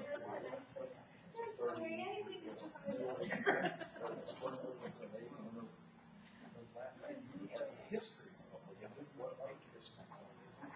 Was it on a planet Earth or was it on a middle age universe, a middle age solar system with a history of none? That seems to be more of the evidence that we observe is that there is this unimaginable planet. We show up here, all this fabulous that we try to see. And we try to make sense of it. We make mistakes. We correct our mistakes. One of the things I do in my classroom is ask my students whether they're fact. And eventually I push them into a corner. A fact is the current receptive interpretation of an observation. Because we have a fact of around it, and then a fact of a flat earth, and then a fact of around it. All using the same observation programs for our culture drove us. The original people who got around Earth was very close to the circumference we accept today. But using the same observations, you went through a period of time where for geopolitical reasons, the Earth became flat. So we play off the superstitions and control people and maintain wealth and power in a small component. And some other people who were willing to risk very dire consequences said, no, So Mike this doesn't match. Mike has left for And the so day. we went back. Okay. Yeah, so we went round and round. NSPA, All the same observations. Though was changed based on its interpretation. And that's something. Did you say NSPA? The Somewhere convention in in our system, Kansas City? in 2015 December. Oh, okay. 2015, okay. I thought that's the one And that I was get the proposal in by January, and then something I will we review can it. measure on the other group has to have a certain ratio of I was, sand and active. because I just got something in the mail Does saying, that mean that this right here is not a bad ratio? Long Beach, California. Oh, that's just your area conferences. There'll be an area conference in Kansas City in December 2015. Which is part of And what then, he's talking about. Is 2019, I believe the national will be back in one person person. use the word may not be a number. The number one cause of people to fail college level freshman science class is vocabulary. In an introductory science class, we introduced 1,200 terms and expected to use them. In an introductory foreign language class, they introduced 300 terms, and if you know them, that's good enough. You don't have to use them. that's true, I tried telling that And to our district when we were talking about science. I said, they learn more new vocabulary in their biology class than they learn in the first, second, and third year foreign foreign language classes. And when they come in, they think that that's a personal failure if they don't understand the words. I use accuracy and precision. I'm an analytical chemist by trade. Accuracy and precision are very specific. If you look them up in Webster, it says accuracy is the act of being precise. No precision, what's it say? What's the act of being accurate? And, and then if you're a machinist, we use them 100 PPI. What I mean by accuracy in machinist means precision. Again, technical language of our field. And so that's where the glossaries and vocabulary more often put in the way of place than anything else. And that's, Are you interested, Susan, are you interested in going to a conference on motivating defiant, disruptive students to learn? I've been to those. Space is limited. it went really well, though I'm very disappointed I wasn't there.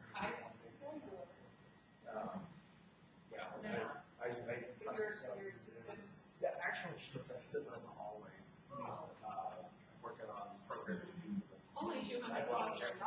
Yeah, Oh I my. don't know if assistants right. That's what I think that's what I Still should do. don't enjoy it. I'm gonna start, Well, I'm gonna start creating conferences and charging outrageous amounts of money, and I could she's make trying to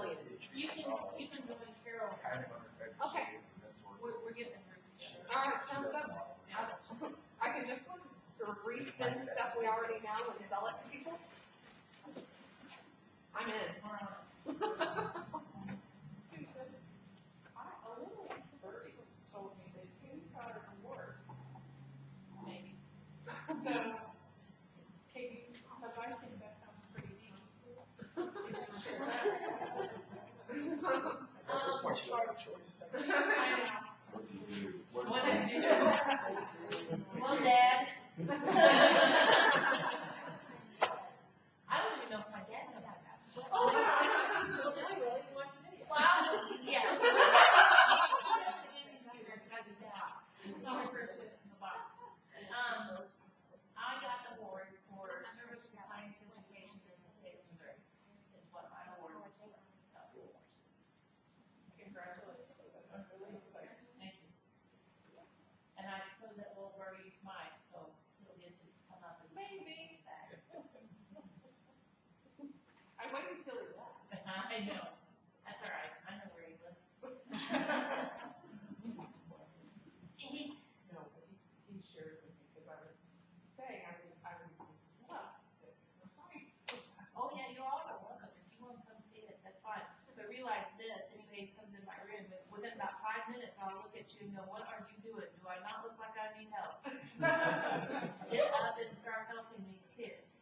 And, yeah, but most of the time, when I have observers like from the colleges and stuff, it's funny because they'll come up and they'll ask for their own materials and they want to build or do whatever it is the kids are doing.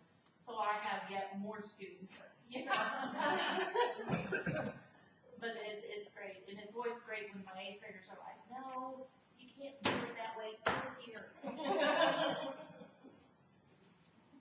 That's cute. All right, Pendleton, how do they order their classes starting in about second grade? What classes? You're expecting to know what they do in a different building? Let's see. 7th and 8th grade are generally more life and earth science. A combination, or just one focus on one, one focus on one? If I remember correctly, it's one focuses on one and the other on the other. I can look it up real quick. Hold on, I'll look it up real quick.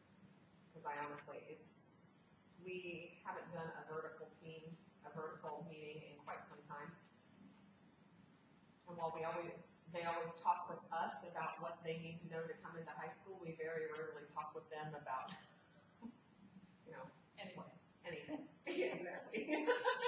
We're like, great, you're supporting us, thank you.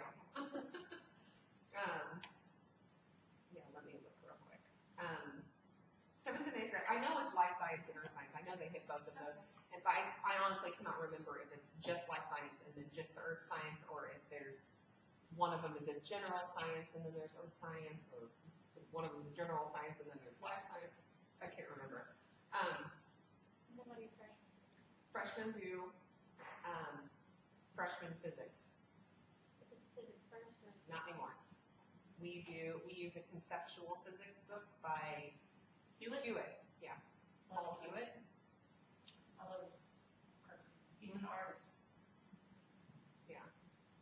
So we do conceptual physics for freshmen.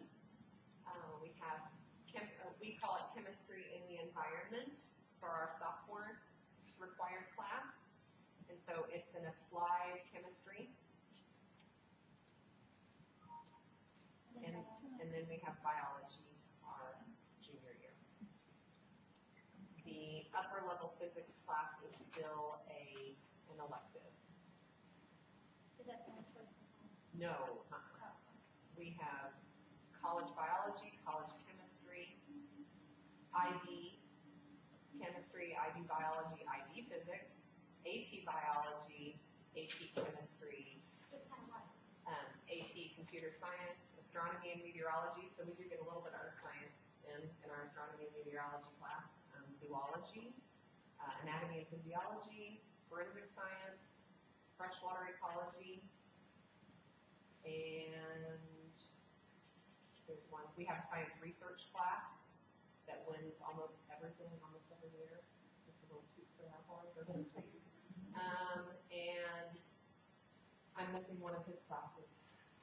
That's okay, it answers my question. Yeah, we teach a lot. And we've only offered all of those, we always had the majorly upper level chemistry, biology, and physics. We just opened up all of those other classes, oh, marine biology, that's the other one. We opened up all those other electives just 5 years ago. So. And we have 10 teachers in our department to do it all. So are we looking at the earth and human activity one to finish out the high school? Yeah, I think we should. Okay. Let's finish out Earth systems and then maybe go ahead and break into our, I mean, obviously you Earth people are done, but life Give science, them part of life science, because it's like this thick. we've got life science and we've got,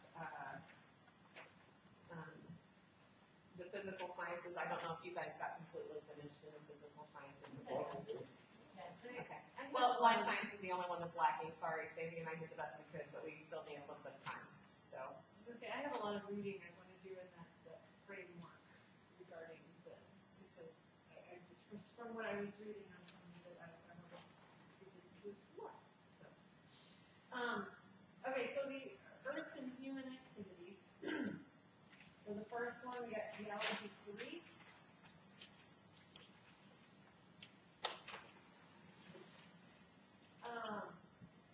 For number 2, we actually, we fit that more in with the engineering. Yes, any of the performance expectations with that little star there, those are intended to fit with the engineering. And then number 3, we did not put with anything. Number 4, we also put with engineering. Number 5, we put with geology 3. And number 6, we put with geology 2. 3 did not have anything that we, no, I like it that.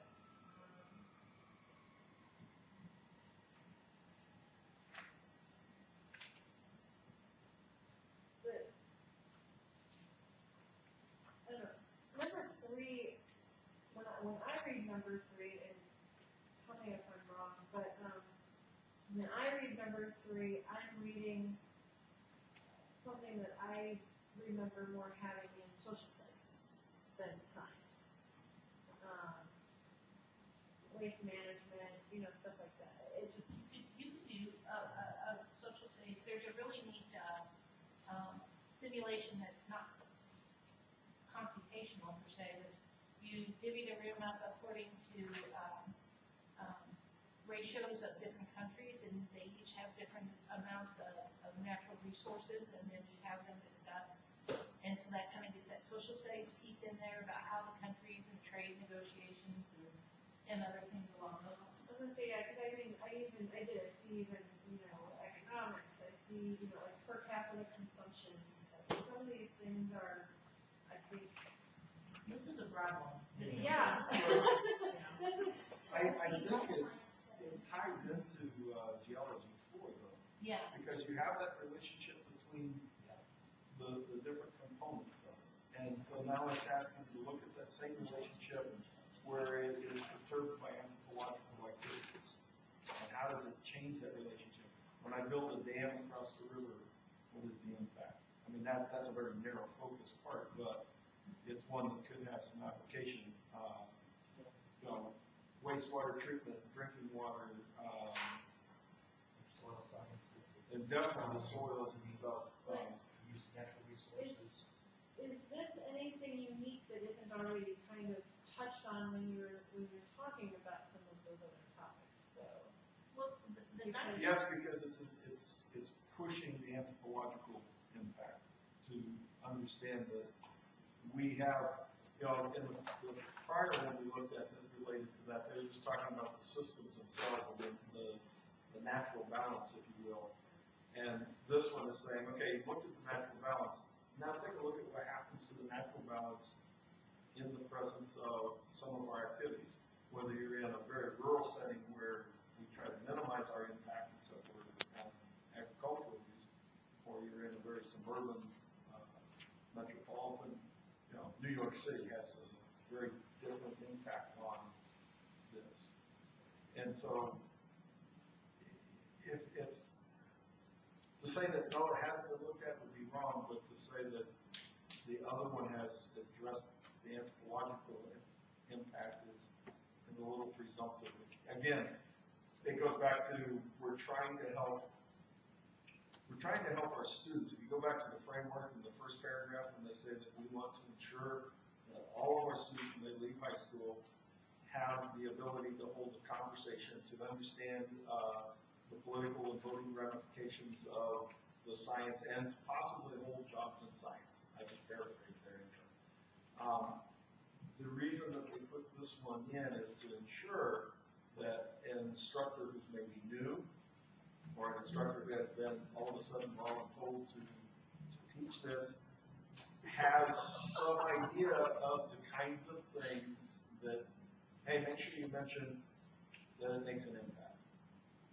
And then it's up to them to within their district and their demographics of their students and their own personal teaching strategy, the level and the depth. This would be one that, going back to what we talked about this morning, Dennis, and you talking about the ability to tailor, this one is one that would be easily tailored to the school's situation. And on top of that, I mean, at least within our district, I have a good working relationship with our social studies teacher. Our social studies teachers would love to be able to get involved with something like this and do something across both disciplines. That would be wonderful for our kids. So this would be something that is a, you know, it's general but yet specific. It sounds very much like some of the stuff that is in the life science sections. Some of these, they're so close. I mean, if you're looking for areas that you can cut down, then, I mean, Well, if you look at the bottom of the connection to BCIs in this grade band, you notice that there are LS1, LS2, let's see, LS1C, LS2A, LS2B, LS2C, LS4B. So, I mean, there's several. This one's a very broad one, but it makes for a very nice, the beauty is have it in listed. I mean, that's two standards that are almost the same. Does it need to look at? well, maybe we look at what the others are and we pick which, and can narrow this Yeah, down. that's Maybe what I'm there's saying. something else there. That might be a place that we could combine and reduce numbers of. Yeah. But this one is nice because part of it too, you gotta understand the reason, one of the main reasons I want performance expectations is because, you know, if you wanna get kids excited about learning stuff and doing projects and things, a performance expectation like this, create a computational simulation to illustrate. They have tons of things that they could pick and choose to do. So now I've got differences amongst the groups. So kids are like actually interested in watching what other kids are doing. Whereas with worksheets, everybody, it's 100 sheets and it's 100 sheets that all look the same, and why would anyone care to look at them anymore? Do you see that? I mean, we're encouraging creativity. Or what is this gonna be, sophomores or juniors?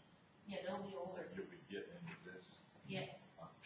This is a high school level of science, which the people in the room have indicated we don't necessarily offer that on. But isn't it something for higher level, I mean, This would be a college assessment? If you took earth science at a high school level, that's what they're saying. You should know at a high school level. I think if you want to definitely go a lot of depth into it, if you're going to do a specific natural resources course at the college level, you're going to do some earth science course. This is just one piece of the earth interaction systems. Understand human impact. Are they the ones that produce the solution? No, there's no solution. It's something that, what it's asking for is a simulation. So what they're doing is figuring out a way that they can create a model that explains something that's going on in their environment right now, in their area, possibly, or outside. So it's a good way No, not necessarily. Not necessarily. How would you manage this? Yeah, Class? but I I mean, remember. They could, give me an idea of the assignment that you would give. The simulation part could be a poster, could be, like you said, a diorama or more of a 3D type thing. they could do a skit. Computers, I have some kids who are very, very adept at computers and can get on those programs and make a manipulation and have something that works out. Quite frankly, kids could do a skit. And if you live in an agricultural region, they might do it at home and bring in a pictorial album of some things that they were doing. That Change demonstrate. of practice with a corral, maybe change of practice with a fueling station, or how something, maybe the parents are building a new house, and so they're looking at a drain field, and they do some investigation with that to understand whether or not a drain field could work. There's a lot of choices. This is where we go to those hot topic words right now of differentiated instruction that are being shoved down our throats that most good teachers are already doing anyway. Give them a way to demonstrate that they know their stuff in their own way, An authentic assessment. an authentic assessment. That's something they can relate to, and for that matter, if they could even take to a potential employer and say, hey, look, this I did, well, because this is a high school level class, they can take it as part of a portfolio and say, this is why you should hire me. I was gonna say, my family lives in Kentucky, and my sister actually wanted to graduate from high school. Their high schools down there require portfolios, high school portfolios, and, they take all of their projects throughout the whole time they're in high school, and then they go and have them reviewed, before they can graduate, make sure that they've actually done things, actually, what they're, talking about. And that's the part of this that I mentioned the first day, is how do we assess all these things? That's a really tough, sticky wicket is. They're gonna assess it through something, paper, pencil, or click on a computer.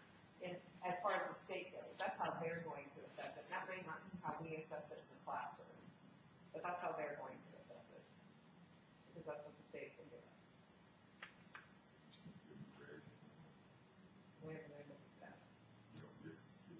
No, we do that, yeah. But just because a kid makes, we have enough teachers out there Who just give out who just give out grades. I mean, we have a teacher who will have a student that's failing every single class, but they've got an A in theirs. Why does that child have an A in that class? In most cases, it's because it's due to grade inflation. That teacher's grades mean very, Very little, yes. So, no, you can't turn a grade into the state and say, this student performed at amazing levels, and so look, we're doing what we're doing. That's why we have state assessments, is so that the state has that authentic, if you will, assessment. Well, a level of accountability. Yeah, accountability for the schools. Well, I mean, I see what you're saying when it comes to being able to demonstrate it and et cetera. I'm just, when I'm reading this clarification, there's so much economics and so much other stuff. That's something in science that we're trying to bring back. Science doesn't operate in a vacuum, and the things that scientists do. And again, this is a upper level in the high school, maybe into all your science exposure. And so, how do we help the learner understand that, yes, I may do an experiment and I get a particular outcome, but what does that outcome mean? It has economic impact, it has social impact, it has multiple layers of ethical impacts, and we can't just teach science and divorce it from the rest of the, just like my students complain when they walk into my chemistry classroom because they have to write papers, give speeches, and they're like, well, I'm going to think I was in writing class. I said, well, you are. They have to be able to communicate. They have to be able to communicate orally, they have to be able to communicate in a written, and they have to be able to communicate in a mathematical, symbolic fashion. And so, I mean, there's a lot of other parts of it, and then I also usually assign some kind of an ethical dilemma. You just developed a new drug that wipes out a bug. Do you use it? And so then they have to go through and weigh, what are the pros and cons? Hand warmer. Make a hand warmer. Tell me, is it good or bad? Some of the best hand warmers have very toxic chemicals. So which one do you choose and why? You know, and it is economics, it's disposal. So I would hope that we don't take that away from, because right now we're looking at the end when they leave. I hope we don't take that away from them, because it is kind of a big picture part of it. And it's really the first one of these. Apply their science. And quite frankly, kids like this stuff. They do. If you It can gets them excited and makes them want to come take my class when they. Yeah, if they can apply the science, they see the relevance to it. If I just stand up there and talk about the parts of the atom, but don't talk about how it's the interactions of the atoms that give us some of the substances that we use and give us our nuclear energy and do those things. I mean, if I just say an atom has, they get bored and I'm gonna lose them immediately. And sometimes we do have to have those moments in class where we just get them some information to get them started. I think it's called just-in-time information or something like that. Just give them enough to get them started. But, you know, we are trying to go back. Most school or most places that I have had the opportunity to talk to, collaborate with, want to go back to project-based learning so that our students are applying the concepts and not just being able to do a written test. That's what, I mean. And from my perspective, because I also am fairly active nationally with chemistry education at the community college level, and so when I go to a lot of conferences and stuff, I bring in keynote speakers who are from the industry, and these are the kinds of things that the industry is saying, you're not teaching your students how to work with one another, how to understand, you know, the first question, is that going to be on the test? No, okay, good, I don't need to worry. Well, and so now they're coming to the employers with, is that going to be on my paycheck? Well, yes, actually it is. How? Well, if it's not done, you don't get one. But I mean, the employers are asking us to give them these more broad, less structured, you know, to where they can just go look it up on the internet and give you the answer. Yeah. And My students ask me why do you teach us so much stuff that you don't test us over? Well, that doesn't mean it's not good information to know, it's just I decided that I didn't want to give you a 75 question test. So, doesn't mean you can't learn more than you're tested over. When do you, I mean, where's too much? well, the politics of it, I mean, when you start to say, you know, this erosion's bad, or. And at this level, we just want them to gauge the conversation. So we have someone who comes in and says, the erosion stopped, there's a straw bale dam down the block to catch it before it goes into the storm drain. And then you have the other young person who says, oh, but it's horrible because it's been moved 200 yards. And so both of them have a viewpoint, and a good instructor then will get them to engage in a dialogue. And there's probably not a single right answer, because we are a compromise. When we decide to live together in a society, we've agreed to compromise, because if everyone was like Jack, I would be bored.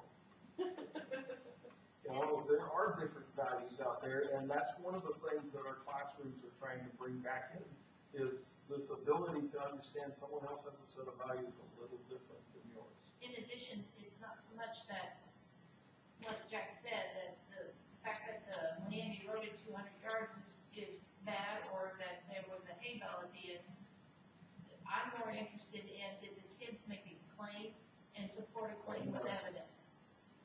So it's not that I'm pointing out whether you're right or wrong, I'm pointing out, are you constructing your argument and using the science appropriately? And if they don't, I mean. Then I have to go back and We teach have them to go some back more. and teach. Teach it what, they didn't do the process right? Well, Wherever the mistakes are is what I go back and give them feedback on. And say, you know, you did great with your claim, but your evidence here is not based in science at all. Let's go look for evidence that is based in science. And so then we look at it like that. So I'm just trying to get them to where they can do this stuff. You know, it's not so much right or wrong, just trying my best to get them where they think about things from multiple perspectives, that they can engage in these processes, that they can talk, that they can write, and that they're using the science they get appropriately. Well, one of the things I said was this need to be appropriate. I don't know if you know anything about car insurance, but you gotta be about 25 or 26 before, especially for a male, before their insurance rates drop dramatically. So what I'm kind of looking at here is, you know, we're thinking these kids, you know, give them all these problems and they're gonna fix the world, but as far as developmentally, they're not really ready. We're gonna give them the problems that they're, to get them critically thinking and problem solving. Not necessarily that they're gonna go out and apply them all, but, and it's not gonna be, they're not going to be perfect. We're just asking them to engage and be a part of that. Most of the people's Nobel Prizes came when they were in their 20s. They didn't get awarded until later, but they came up with the ideas and they developed them in their late teens and into their 20s. And then as society bore out that their idea did indeed have merit and validity, they then provide them with the recognition. No, I'm not talking about, I'm talking about medicine, I'm talking about science, I'm talking about Einstein. And not just Einstein, there's also Schrödinger, there's also, I mean, the list of physical sciences, most of which I don't know whether or not you recognize their name. Life science is the same thing. A lot of our developments, a lot of things that major changes in the business world, which I don't have names on top of my head, are often instigated by people that are in their 20s. We just can't give them a car to drive. It's because, the reason that the insurance changes is because they quit being risk takers. The reason that they make all these discoveries is because they are risk takers. And all about Insurance, it's all about. Developmentally, are they ready? Yeah, in the majority of cases, they're ready to. Now, the thing that I see is not that developmentally they're not ready, but sometimes as they come into my class, they haven't been taught that that's okay. They've been conditioned to sit and take notes and then do their worksheet and take a test. And they've been conditioned to do that, so it's very uncomfortable for them to get out and try something. Well, am I doing this right? Well, I don't know, is it working for you? Yeah. Well, then I guess you're doing it right. Keep going with that, keep going. And it's very uncomfortable for me to say, okay, here, I've given you your information, here's your material, let's try it, let's work it out. They don't like that, they want me to just tell them what to do. Which goes back to. Which is a societal, cultural. A little bit of that, but which goes back to what we keep talking about, is whatever we come up with, there needs to be a strong recommendation for professional development for teachers to help teachers better understand what it means and how to do things, and to break some of the patterns, because quite frankly, it's kind of like parenting. You know, when I'll never be like my mom, and then you get your kids and you open your mouth and your mother comes right on in. You know, well, teaching wise, you know, teachers are more apt to teach the way they've been taught. And because that's just the same kind of thing, and if you want to break that, then you have to provide opportunities for teachers to learn and improve. Do you find that those teachers coming out of college now have been taught this type of Somehow. I have a young lady, well, she's not really that young, but she just recently graduated from Warrensburg and wanted to teach math in this fashion and couldn't find a school district that would let her. They just wanted her to sit there and give the students answers. And so all of these ideas she had about engaging the students and getting them tactfully involved was blocked by the local administrations, and she couldn't really move any farther out. And another person, as an example, is 4 years ago, there was a young man, junior high in Toronto, who was told plastic could be composted. He didn't believe it. He did a science fair project. He isolated the bacteria that would decompose it, recognized and identified that bacteria, and he was in junior high. I mean, they're capable of doing it if we will, and I like what Claire said, we have to empower them and tell them they're capable. I spend more of my time in the college classroom Being a cheerleader. telling them that they're smart and do more than that they realize they do, and that they are capable of finding the answers We have, and solving the problems. we have science research students, our science research program has been in effect the last only 7 years, which seems like a really long time now that I say that, but it's pretty brand new. And yet we have had students who are basing research off of grad students, off of professionals who have been doing the research. We had a girl who discovered a brand new strain of bacteria that nobody had ever known about before, and a high school student did that. And where the empowerment thing comes from, or at least from what I've seen in my district, the elementary teachers' assistants and stuff were talking, they have kids asking to be able to take scissors home because no one allows them to have scissors at their house. So like learning to cut with scissors becomes a new thing because, you know, kids might use the scissors and make a mess. And I get all that stuff. I get the fact parents are tired. I get all those things. But, you know, when you constantly, you know, in the name of protecting your kid from possible harm, you're also creating these situations where they're afraid to try. I mean, so there's a lot that's going on now that, you know, you can't just point to one group and say it's because of you, it's because of all of us. We've all had a hand in it. And part of what Susan's been saying may not have connected. When she's talking about professional development and you're talking about frustrating the students, you both are talking about the same thing. She's talking about the teacher has to be trained, but they don't ask the students to figure out how to develop a work engine, because it's probably not realistic in this generation. And so you have to be able to give them these kinds of problems that are within their skill set, and a good teacher recognizes it. I put a lot of assignments on my students, and one of the first things I tell them is they have to choose a project appropriate to theirs, both the resources of what I have in my lab available for them to use, what instrumentation and stuff, but also what they currently know. And so I help them start to realize, okay, this is where I'm at. And they say, well, I really want to do this. And so I help them develop a list to say, this is what I need in order to be able to accomplish that. They may or may not get it done in the semester they're with me.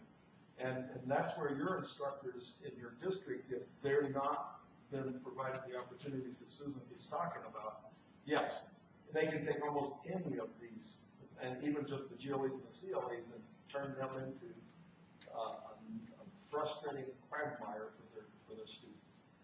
But on the other hand, if they've been given some structures, they've been given the opportunity and empowered to try and experiment and learn about these things, then they will become the instructor that these students need, so that they can have this opportunity to do something besides just wait for someone to tell them, here's the question, here's the answer, here's the question, here's the answer. And that's part of what's driven at least some of us into this room in this meeting, is that this opportunity to say that education should be more than just trying to find the right answer that makes somebody happy so I can move to the next station. And that's why I agree with Tom. Because education is more than just trying to find the right answer. It's about trying to find the questions that don't have answers yet. Because those are the boundaries and the edges we work on. And while at the 12th grade level, that's different than the 8th grade level, we need to encourage both of them to be able to start realizing, hey, I can figure these things out. So. I'm going to be reading a lot of this The framework? just because it seems to put some of this stuff just kind of in just plain text instead of plain text. So, I just wanted to read what it says there for this particular one, since we have spent a lot of time talking about it. So by the end of grade 12, resource availability has guided the development of human society. All forms of energy production and other resource extraction have associated economic, social, environmental, and geopolitical costs and risks, as well as benefits.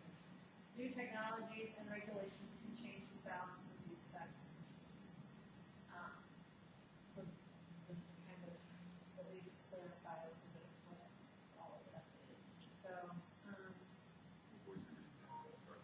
it's in the framework that she's on the computer. So, We haven't printed it out and passed it around. I can pull it up on my computer and let you read it. Yeah, I don't know how many pages just the science part of this is. I think that's, The whole thing. As I said, I think the whole thing is. Oh, the whole, that's not what I meant, I'm sorry, it's, yeah, because it goes through the whole, anyway, it goes through the whole, I was gonna say it's high school. And it's the K-12 framework for science. So do we have anything else on this page that, I mean, we've discussed at great length here, but. Well, the next elephant in the room, the climate change aspect. I didn't even realize until within the last couple of days that was an issue, to be honest. Well, Are you talking you about didn't the, think that was a political issue? You didn't think that was a political issue? Well, I mean, I teach about climate change in my classroom, and I know that there's people who argue for and against it, but I didn't realize that was gonna be an issue in here. I don't know. I expected. Are you talking about ESS 5? Yeah. yes.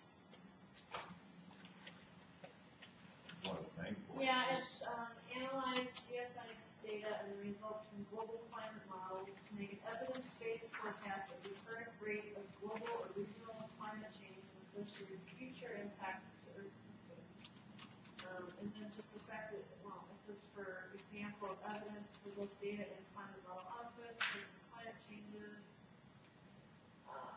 such as sea level. I mean, obviously, there's much of that, you said you teach it, much of that is obviously based on some fact. I just, I don't know. It's data.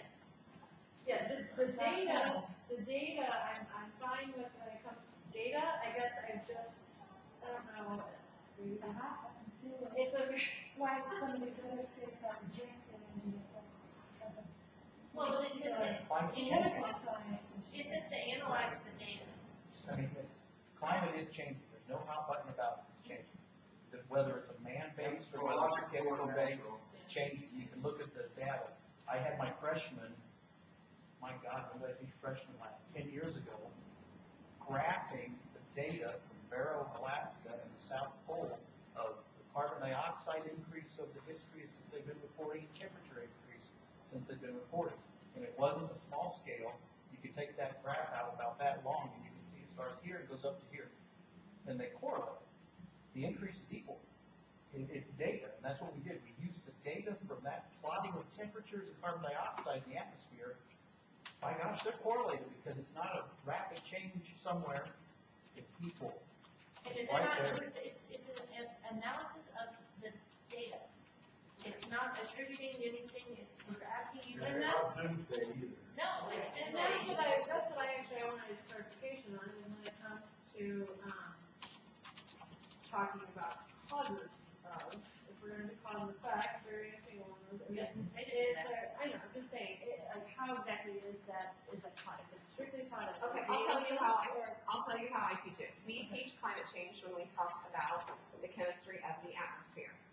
And when I teach climate change, we talk about the data, they see all of that, and then we talk about all the different ways. I show them interviews of Bill Nye the Science Guy and,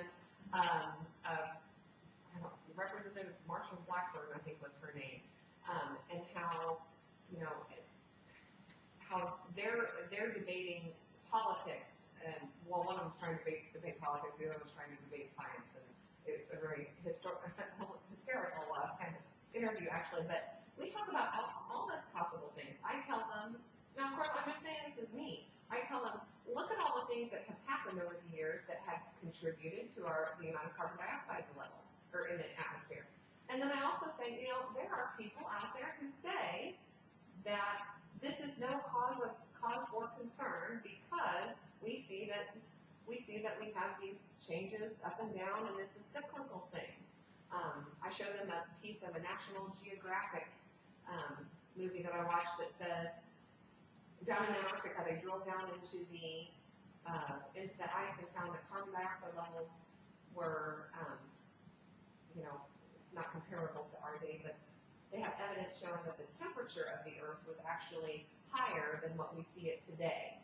And so I say, some people say that this is just a normal cycle, and others are saying that we're doing it. And I give them the chance to go and research it, and then come back and tell me, what are your thoughts on this? Why does this one sound better to you, and this one sound better to you? So I guess when people get so upset about these hot button topics, in most cases, I find that they're not asking questions to find out what we're doing. We are not trying to. Part of it comes from the dinner table. Right. And when you have people whose children are going home and sitting at the dinner table and saying, if you don't turn the water off when you're brushing your teeth, or if you are using that styrofoam cup, you're going to kill animals or whatever it is. But that's where that comes from. Right, and I think that's just an exaggeration of what we have done overall in the classroom. And there was a comment made to a parent one time. They said, this has been years ago, so I'll have to paraphrase, but the parent said, don't worry, or don't believe everything my son says at home, and the teacher says something to them about, I won't believe everything that your child says about what happens at home, and you don't worry about everything that they say when they come back to the house about what goes on in our classroom. Because it's a perception, and sometimes there's what they say that doesn't mean exactly what happened in the classroom either. Agreed. So I think sometimes the examples, the normal average teacher and how they're teaching things, that doesn't make the news and the articles. The ones that you see held out there for everybody to look at are the ones who aren't teaching it that way. You get the ones who come in and say, there is global warming and it is because of it, and it will be the teacher who doesn't present it like that. It's the teacher who presents it like that. And that will make, headlines somewhere, and everybody's, look what they're teaching in the schools, because that's what is held out for us to see, and so that's the impression people get of what's being taught to them. Well, look what she says, and if every teacher would really treat their students,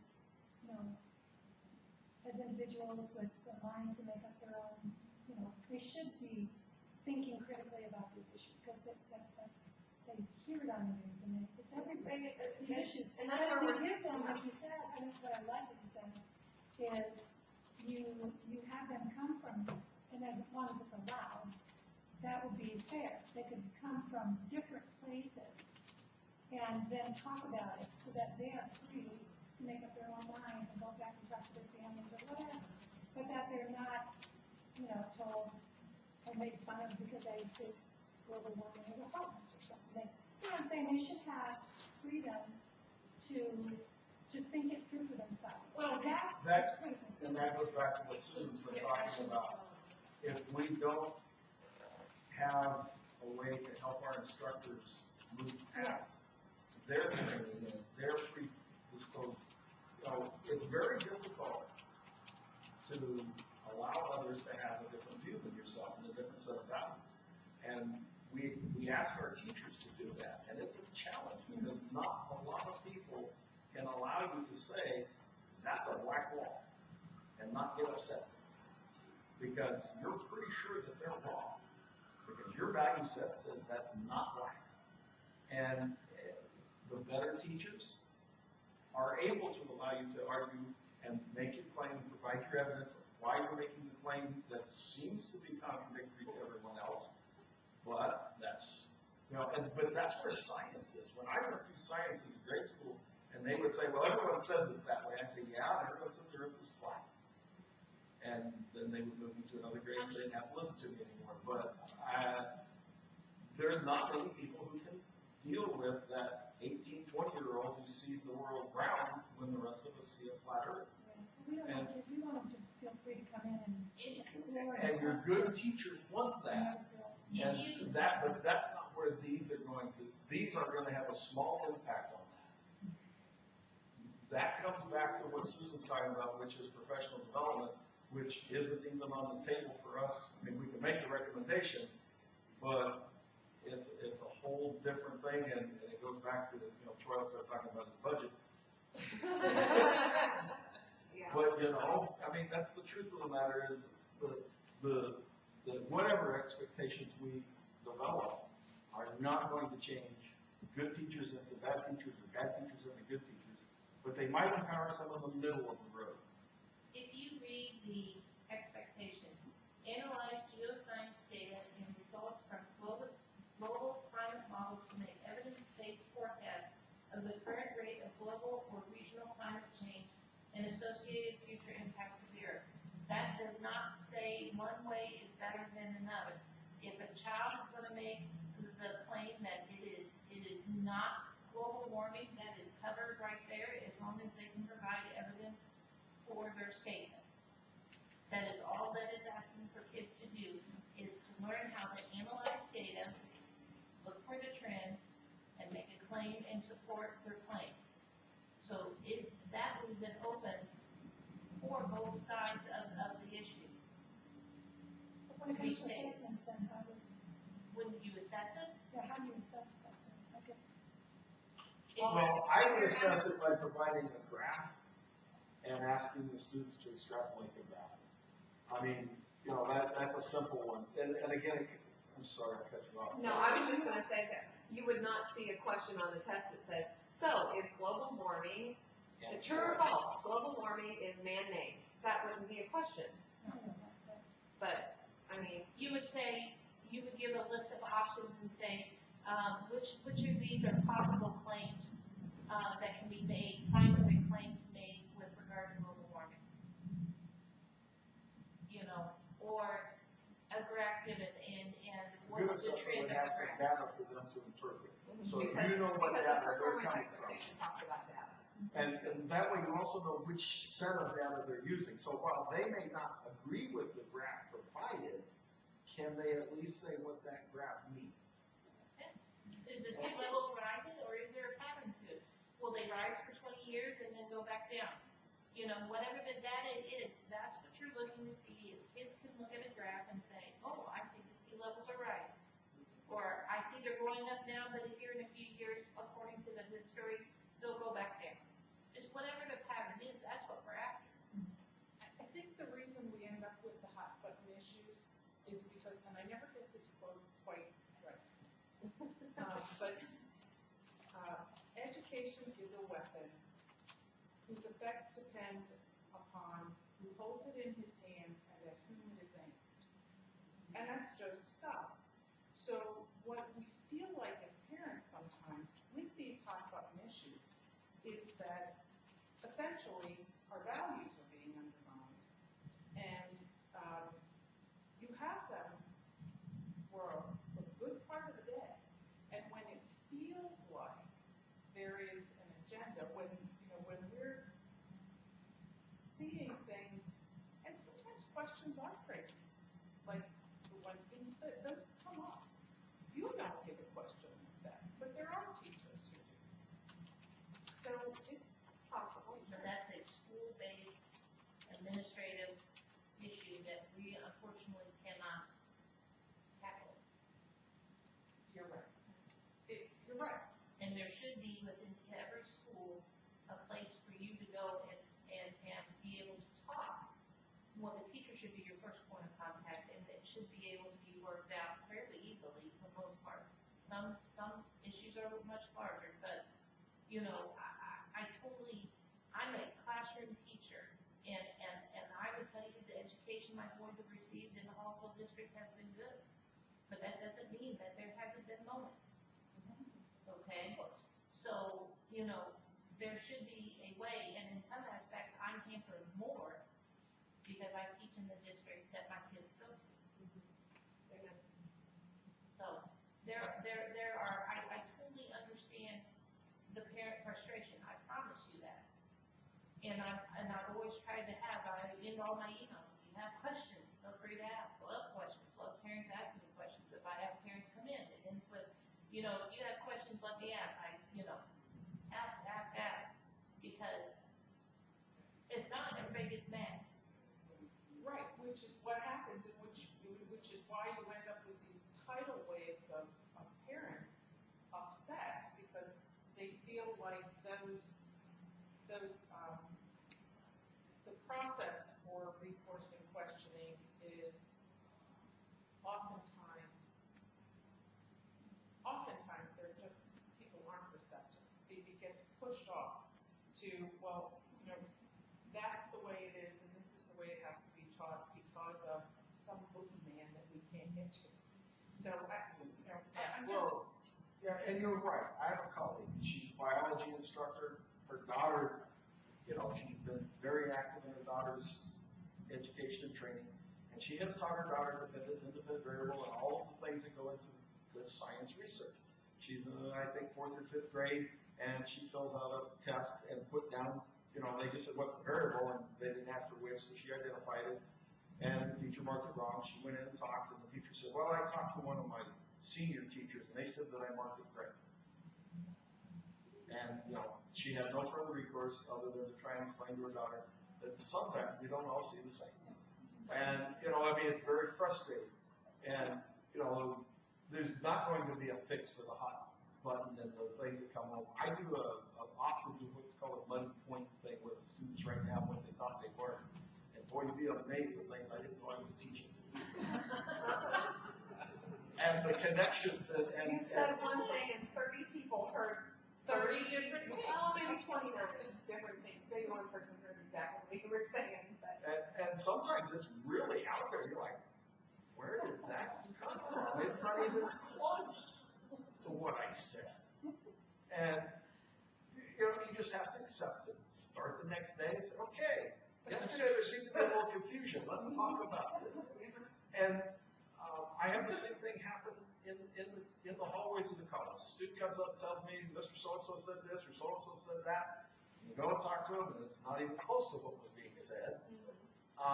And the best way to deal with it is to actually ask. And if we could get the parents, and Dennis keeps saying the first line is the parents, and he's right. If when the parents hear things they don't like, if they could talk, are they always going to get the answer they want? No, because not everyone will accept an alternate value system. And many people are very focused on a singular value system. And then on those things, these expectations aren't going to change. I can honestly say in 13 years of teaching, I have never had a parent walk away from a question and go, I'm still ticked off about what you're teaching. Every time I've had a parent say, hey, so what about such and such and such and such, climate change, evolution, whatever it happens to be. When I say, okay, so this is what we're talking about, this is the way it's being presented, this is what we're going to do with it, they're like, oh, okay. Yeah, but Claire, and again, this isn't the right issue, but the teachers that are in here are people whose vocation is teaching, who didn't get into it because it's a good gig and you get something. Well, no, that's right. But there was a part of that. That's just not understand. We're not with. You're right. You're right. And I think this is actually the same conversation. We're having productive struggle. I'm on an advisory team at school, and we had an advisory meeting last night, and an hour and a half of productive struggle, which is exactly what we're doing here. And we have two different, what we're discussing back and forth are the extremes of situations that we really don't have any control over. Yes, the educators in this room are obviously good educators. Because we try and do what's best for kids. And, so we can argue, we're doing the best we can, and you guys can tell us, yeah, but with all the, okay, yeah, there's always going to be teachers who aren't doing exactly what they're supposed to be doing or in the best way. We can't fix that, but we can do the best we can to give them the guideline. And that's what we're here to do. Well, to say about the professional development, our district's always talking about professional development. Is there professional development available, or does it need to be created to show teachers not only to think outside the box of how to teach, but to make sure that teachers know where the line is of not bringing their own agendas or their own views into a lesson. Like, basically, for instance, say, for the climate change, say, somebody went and bought stock in carbon footprinting, whatever, and they're like, that's their agenda, they wholeheartedly, that every problem on Earth is us. Every polar bear's gonna drown. And doesn't want to look at all at what's going on, under the crust or, under the surface of the earth with,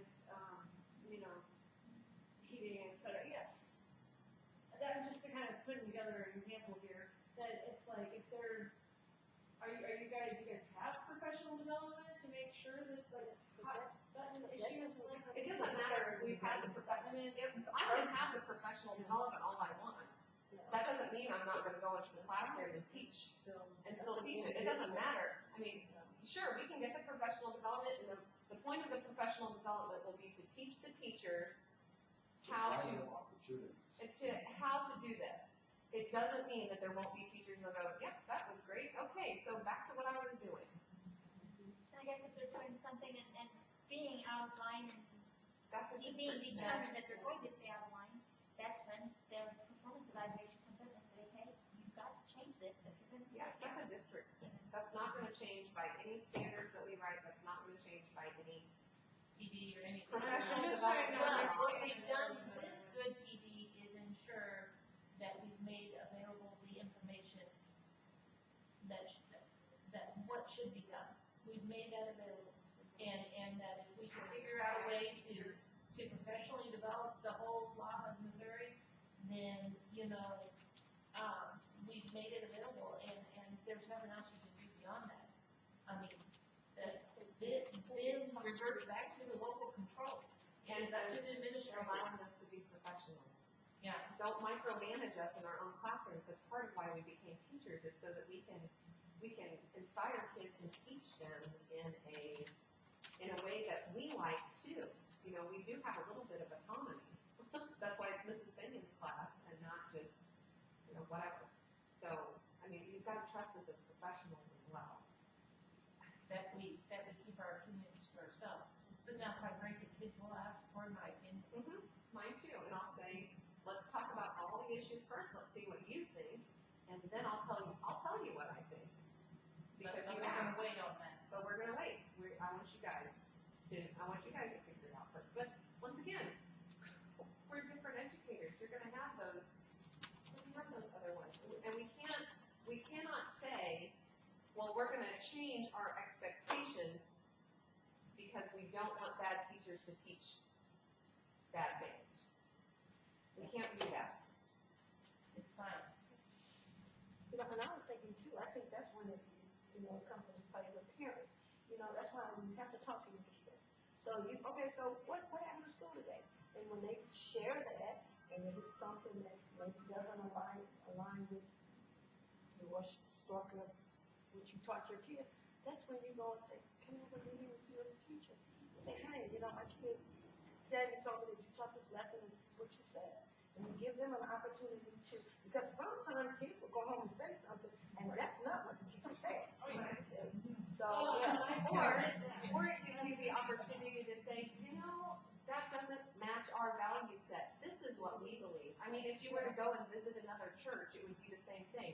You'd have that opportunity to talk with your kids about the differences and say, isn't it great that they think this and we think this, and and you have that parenting moment. But we can't decide what we want our kids to. I mean, we can't decide expectations. It's going to be exposed to it. As long as it's being written in a way that is. Which I don't think. Which I think everyone in this room is in agreement with you, the science people in this room. None of us want either to write in or write out anthropological global warming. Right. Because it's a collection of evidence, like I mentioned earlier. The world was round, the world was flat, the world was round. Facts are interpreted by our culture. And that's just that. How do we measure the data? I say the same thing Susan says to my students. Make a claim, provide the evidence. And that's what we want the expectations to say. It should say, and from reading the NSF standard, I think it says that from the beginning, the NSF framework. supports it. I try to do that in my college classes because I know that when they go to the polls and they vote, when you have the lobbyists and everyone start going, they're hitting the emotional hot buttons. And I'm trying to say, okay, how do you move past somebody touching your emotions and look at an informed decision instead of being talked into something because they used the words that made you think. That's one reason I don't watch the news. I'm very aware of myself, yet I know I can watch the news and be influenced for a few seconds or minutes based upon their choice of inflection and words. And so I try to teach my students, make a claim, provide the evidence. And even when they disagree with me on something I hold dear, they make a claim and provide evidence. We may discuss the quality of the evidence, but I will not mark them down. In addition to that, I don't want something that's all gonna produce the same claims, because then, once again, we're back to being boring, okay? I like different viewpoints, because, yeah, you need to have that. If not, there's really very little to discuss, and there's a whole social constructivist theory, which is what we engage in here, quite frankly, on it every time we meet. We talk. Has your knowledge about science education increased because we have talked about this? Has it done better than what it did if you would have just sat and read all these documents? That is what you want. That's why I asked a whole lot of questions, and they seem And out that's there or off, but I feel that it's important for us to understand, again, I'm coming in as a parent, understand what is going on in that classroom, and because, I mean, I talk to my kids' teachers, they all know who I am, I am not shy by any means. So, I mean, I am an involved parent, but I would kind of like to be able to hear from other teachers, and a setting like this is great, because I can now go back and say, okay, it's not just this teacher, these are teachers saying this from all over the state of. And that's what you want in your classroom. You want kids talking about stuff.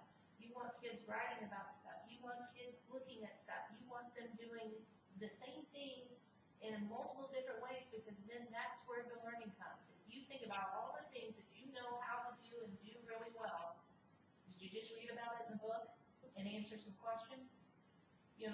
No, you had to do other things with it. And that's where that learning comes from. And we want things like this. We want things that allow for a variety of options available. And get kids working on how to engage in an argument, and the fact that there is more than one viewpoint out there, and that it is okay. I mean, Dennis and I had this talk one time. I said, I've been on enough boards. We fought like cats and dogs. 5 o'clock came, we were done, and we all went out to dinner together. It's okay. Just because we disagree about some things, there's nothing, that doesn't mean that we can't get along,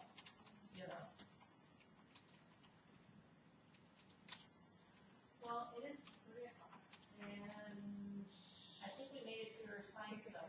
Are we at the point of Earth Science that we at least agree with the wording of the performance expectations? Was there any that we needed to mark and say, we can always change our mind and come back to something later. But I was actually gonna go and read tonight through the framework, because it does put in more of a layman's terms explanation. when you say that. What? I thought that document was boring. Sorry. Very positive, there are lots of different opinions, but go ahead. I think it's boring. The framework? I don't know, it's just, I think there's some explanations in there that, yes, it's definitely easier to read. And so I think that there's some explanation in there to anything that we would have question about, except So we can agree that for now, we're okay with Earth Science the way it is, but everybody holds the right to come back later and say, I've been thinking about this one and I'd like for us to discuss it. I think we're gonna have to revisit all of these just again. Yeah, that's fine. Because I have one question.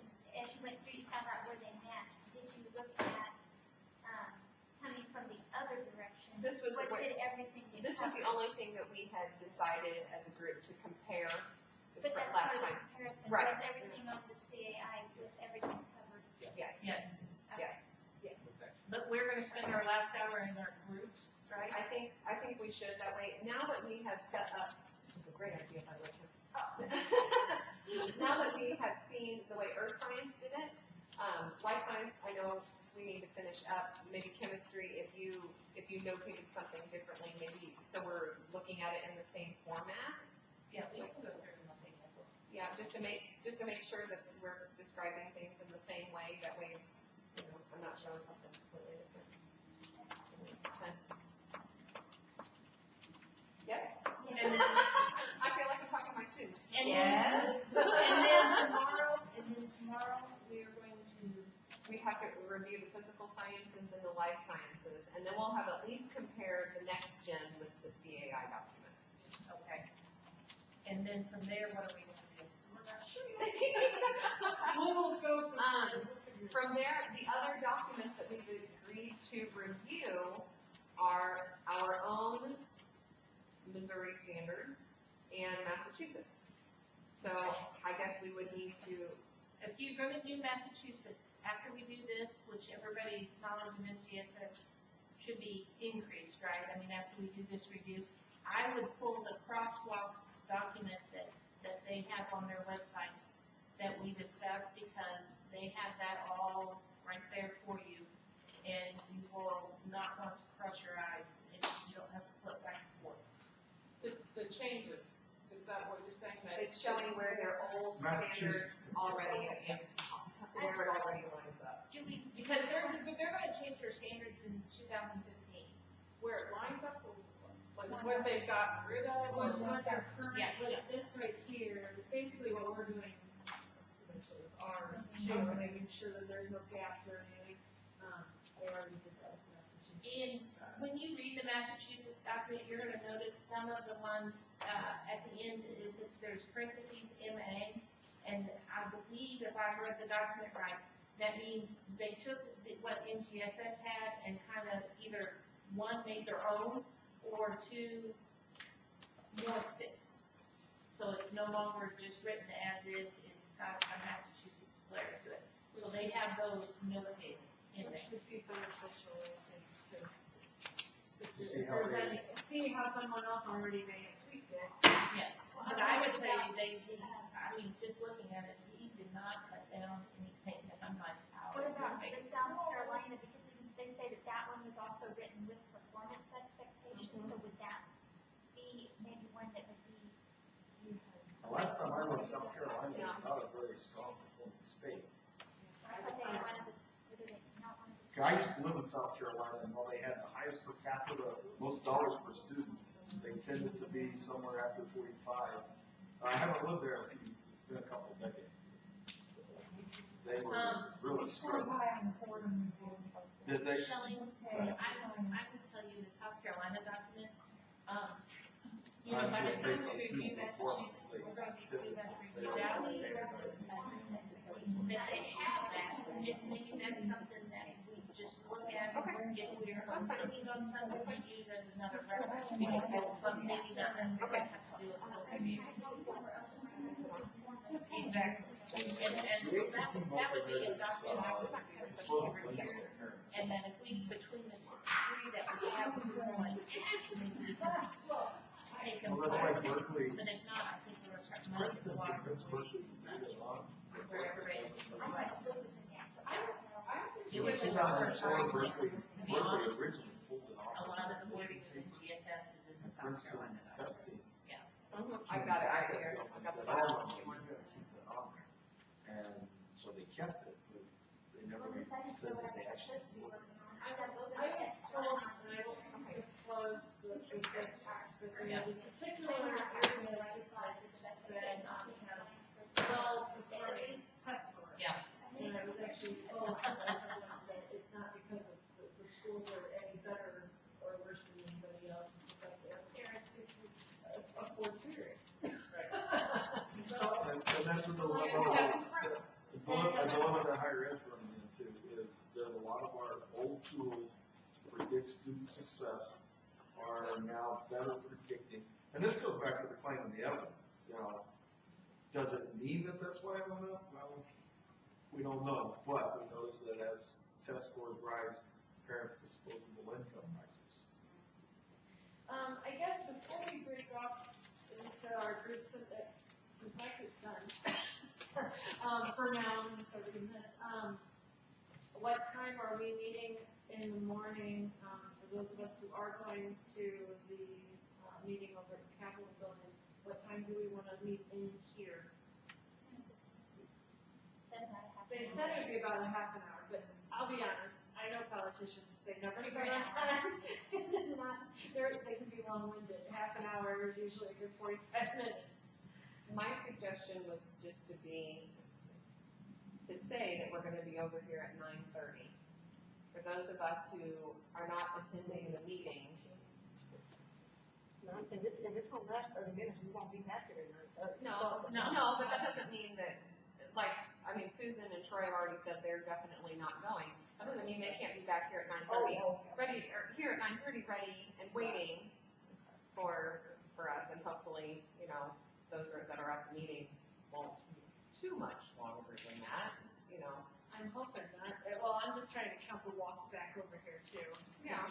It's not too far, but It's not too bad. I think when we walked over here the other day, it was maybe 5-10 minutes of that.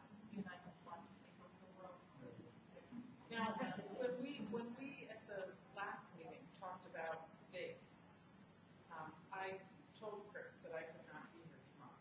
Okay. It was just too quick of a turnaround, but I can make the next 2 days. Okay. All right. Thank you. And I will not be here tomorrow either. Okay. So then I guess tomorrow we can start kind of thinking about possible dates after that, because I know we're not gonna be done with the 2 remaining Oh, days. Oh, heavens, no. We have to have a report of what we've done. Yeah, we're gonna need to put together some sort of report, and I think that that's gonna have to be on our agenda for the next time that we meet. Do we have any dates on when the first hearing is, or the first two? No The dates. law says within 30 days, I think it said. Of September. The commissioner has not given us the date. Oh. Okay, well, I think it's important, we need to probably find out that date. I don't think it's made yet. Yeah, I think they get to decide, right? That's what I think they told us. Here's my concern, and now I get a public hearing, and I get why I'm in a public hearing, and I'm not saying that we don't follow the law, but I know whatever we come up with, I would like to get as much input as possible, and a public hearing is not an area to get as much input as possible.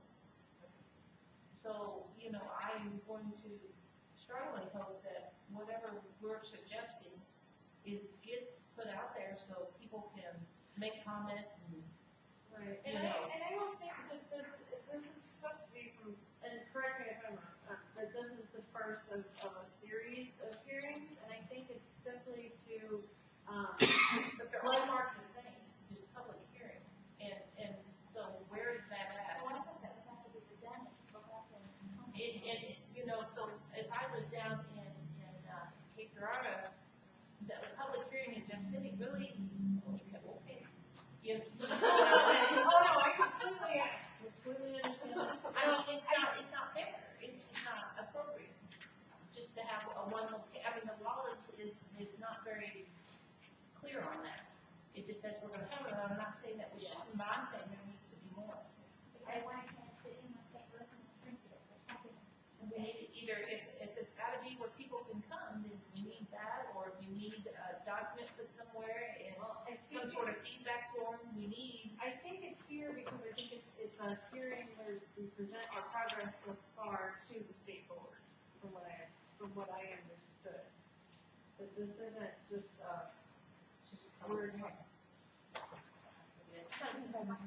Well, that'd be my question for Kurt Barr, if I get a chance to ask. Is, I thought I read somewhere in some document that the way they were gonna do public comment was being decided, that they're gonna do something more than what the law had stated. But it was just like a one sentence thing somewhere, and quite frankly, I read way too much and it's all blurred together. well, we'll just have to wait and see, but either way, yeah, we're gonna need to figure out a document or something, a report,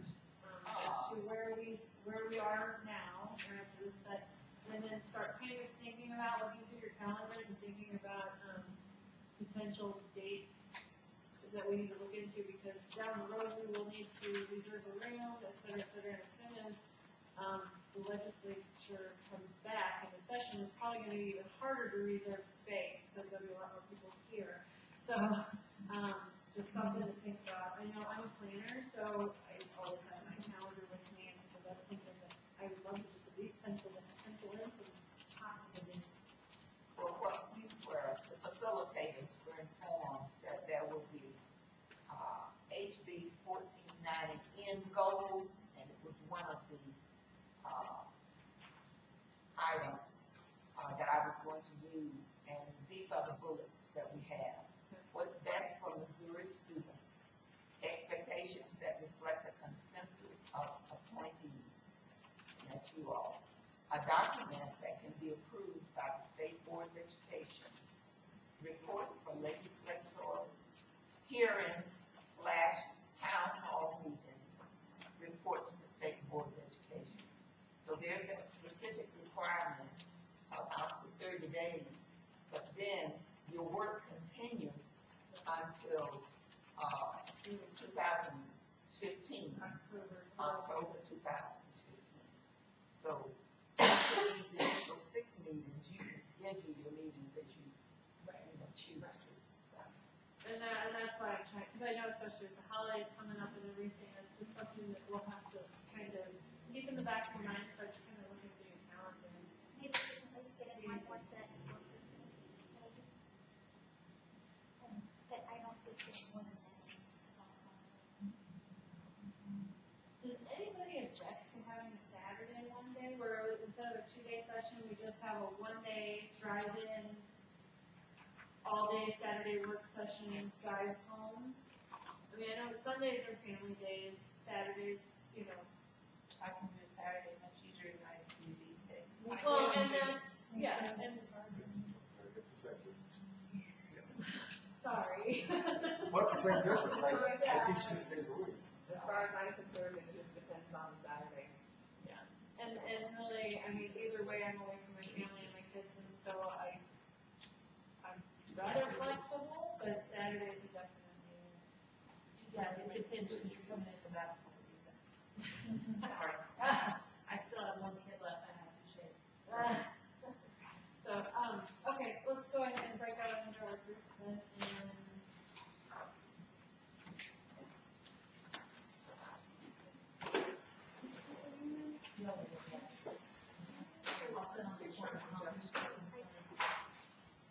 Danielle,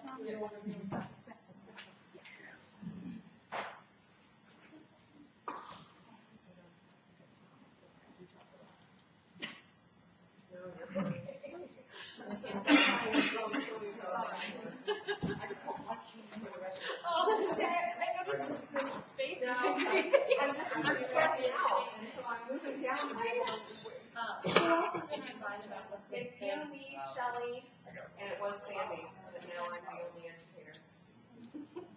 Well, we still have. So you're just gonna have to believe me. We have to, issues that were brought up in the morning are real serious issues about, like 3 people, somebody might be taken off. Well- And that changes the whole ballgame. No, they didn't all say they might be taken off. Mike was the only one who said. Oh, I they thought might be taken I off. They just said they weren't going to the meeting tomorrow. Oh, I thought. I can't go to the meeting, I can be But that's, here. Nobody else. I have heard approval of for this. superintendents That they're playing or anything Yeah. like that, No, right?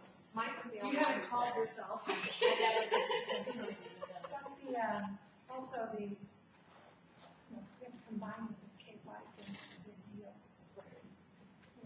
So we're looking at the same resources to help keep it, seamless.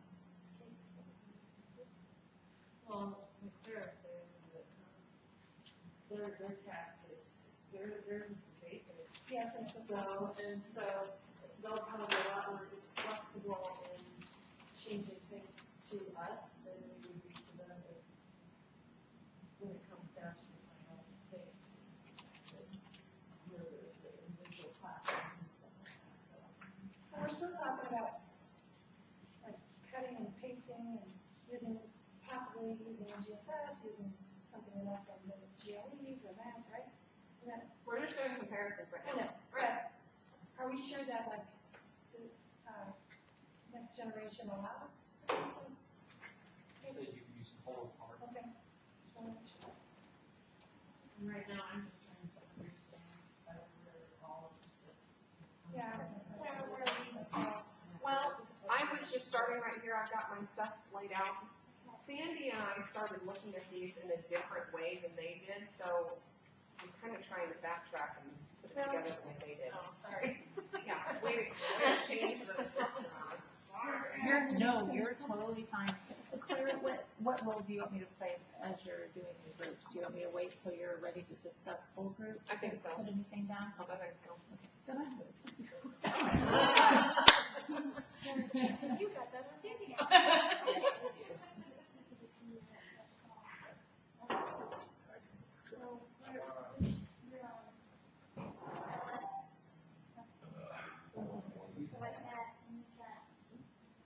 Almost took it out of my wall, that's when I take mine.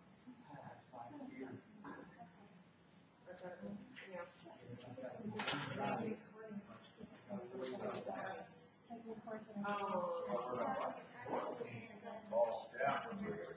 Pretty much.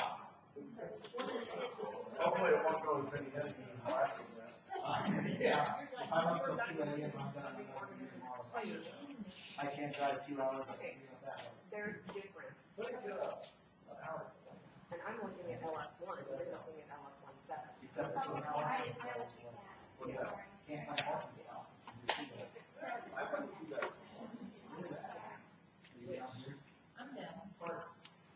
I'm the one who About I was gone through. And the free one, the free parking lot? If you already got it backed up. I didn't hear till- I didn't hear- I didn't hear- I know. But there were a lot of just watching. I was trying to.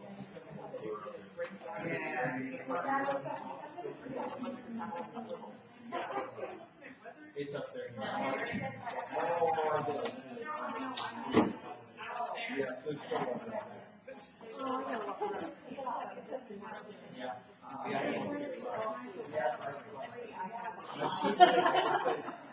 Shake my hand. You know what I mean? Yeah. I heard somebody do this. Structure is related. It's like the ring of pork, ring of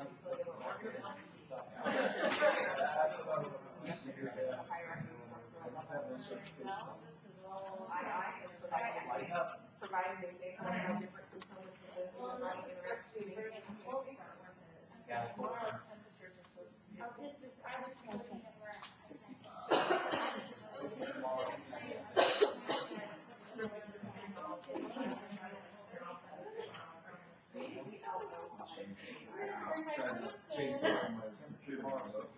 Okay.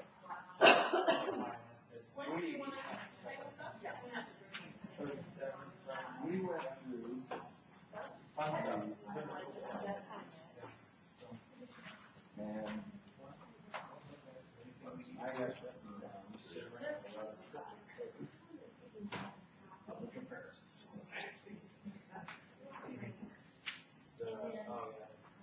Then I can explain my. Mattering. Which I had. What did you get again? I know, the way this is set up. I like the way they had it, they way they had it. I was. Yeah, we could scoot our table around. We might want to do that.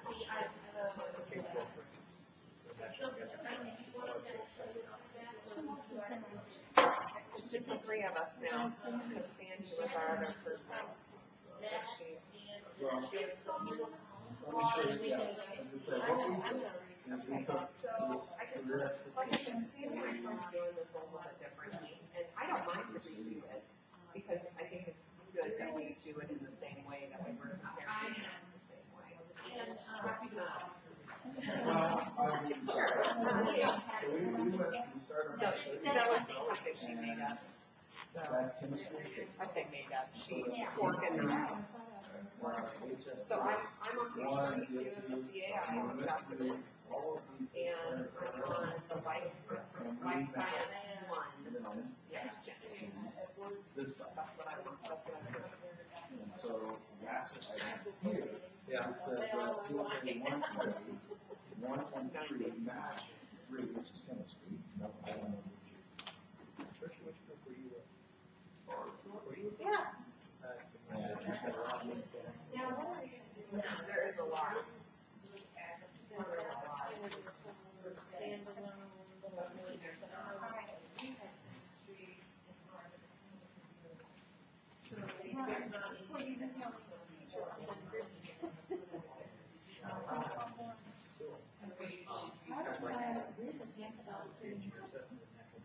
know,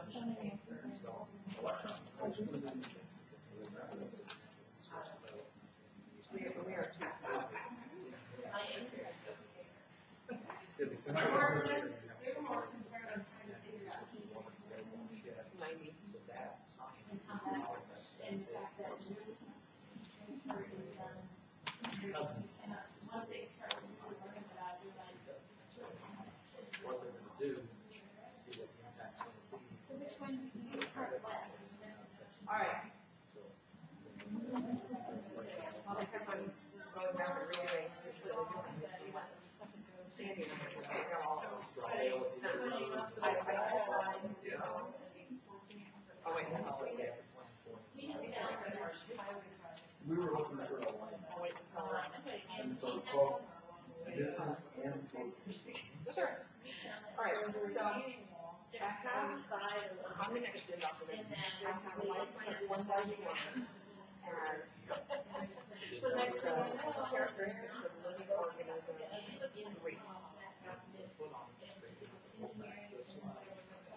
There's a lot of things on there. But, it's on page 33. One that Sorry. I don't know.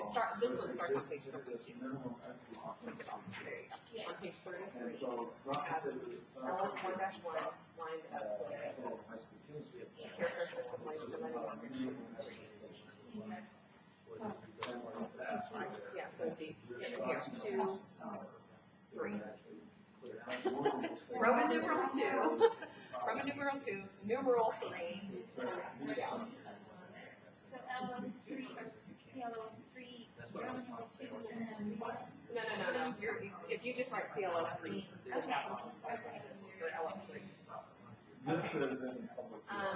Because it's really everything that's 3 for that They one. might have a different syllable word there, but this is written. I have LS 1-2. I have that one as CLO 5A.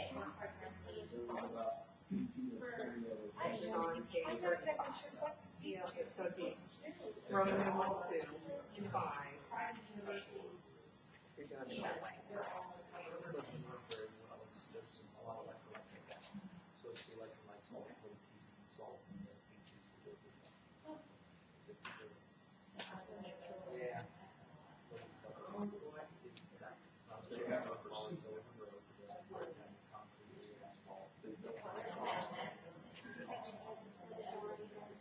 The LF1-3, I already told you, I have that one as Roman numeral, so it would be Roman numeral 2, or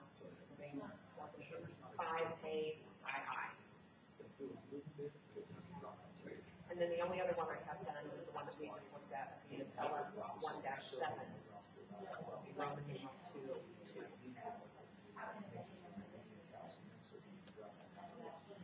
As well, or 2?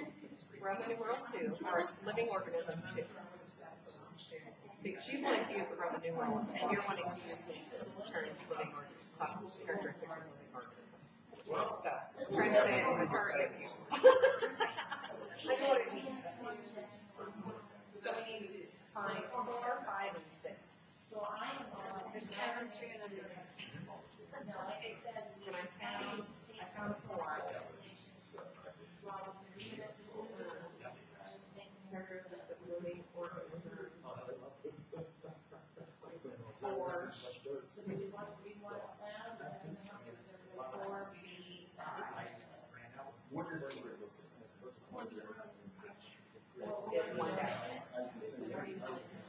Working on looking for the appropriateness for.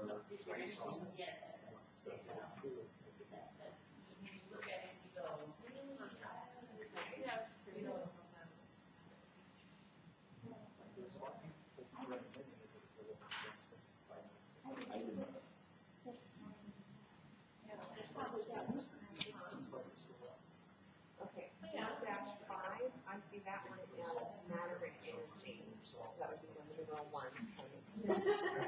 That's all right. Roman numeral 1, 2.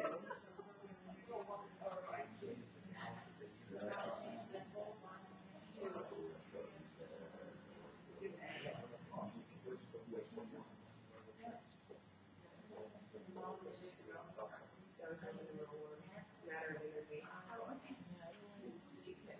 Matter and energy is characteristics of living organisms, Roman numeral 2.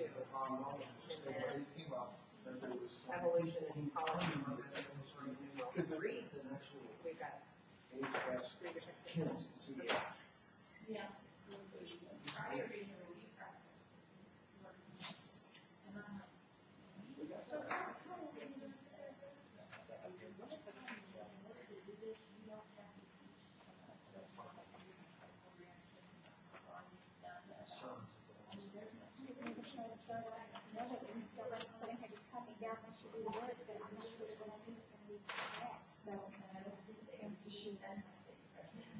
I've looked at these documents, I've looked at, I shouldn't say these documents, I've looked at documents like these so many times over the years that I know how to scan and find information.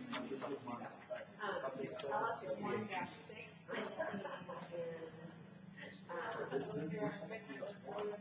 in matter and energy 1. Matter and energy 1A. It might be elsewhere too, but I see it in matter and energy. Before you had matter and energy, is that 1, 2, and 2A? I also see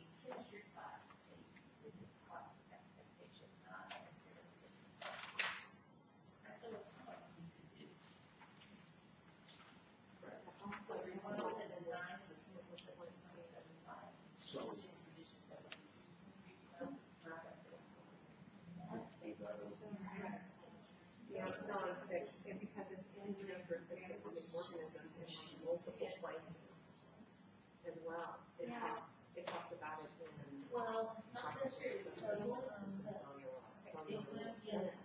respiration. we're talking, like, our recommendations are all about protein, here's some screen there. Otherwise, I'm just checking.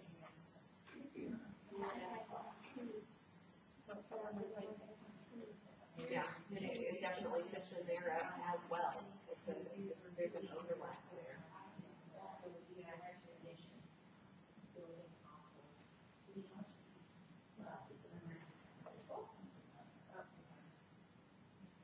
So, here's, Roman numeral 2 too. See, it talks about it here too. This one right here. Yeah, there's multiple. But this one is, that was correct. Yeah. There's just that 1-6 because carbon, hydrogen, and oxygen make up all the living molecules. It's going to be in DNA. It's going to be in proteins. It's going to be in fatty acids, fats, lipids. It's all over the place. Well, if those things are, if there's other things that is in, are also covered by another performance expectation, we have that. Right. So, Sorry. All right. I got you ready to move on to LS too. Okay, this is moving a little bit quicker than I was doing.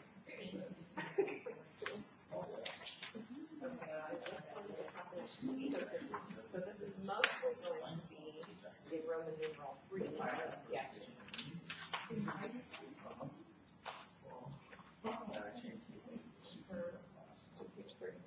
Oh, you're on. So you're right. Ecosystems, interactions. okay, so. I'm sorry, if I start reading too fast for you, just tell me. The evolution and ecology of organisms, where, according to their names, that's where it would line up. So what I Give some sort of indication that these are the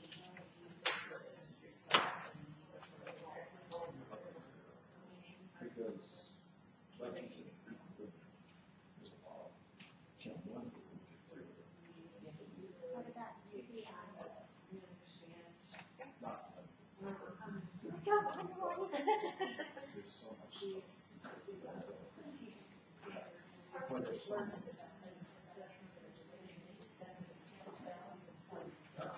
have to pick two more girls.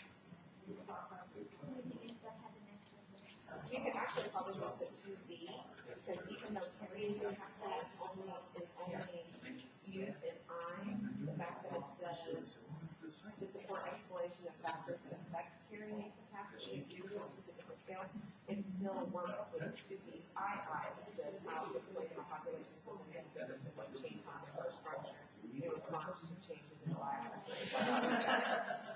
So they do. That's those factors that we're talking about. Yeah.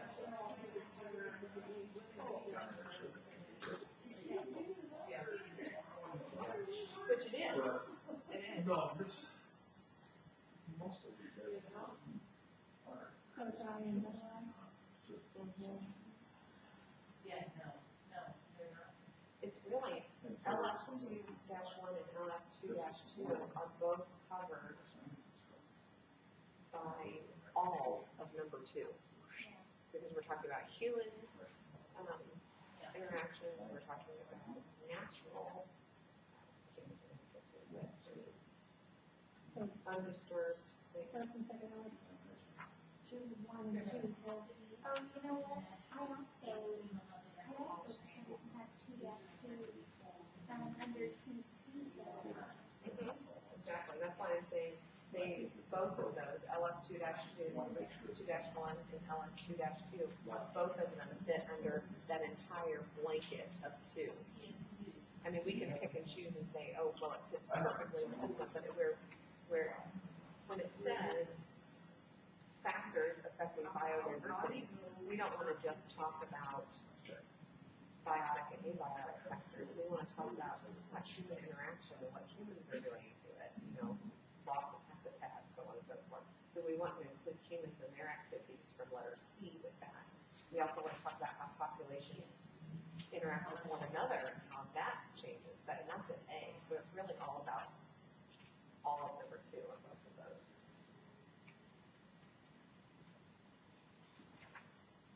LS2-3. I have that, it looks like it's number 3. Oh, okay. I had that under 2A. I had that with the other one. For which one? You had it under 2-3.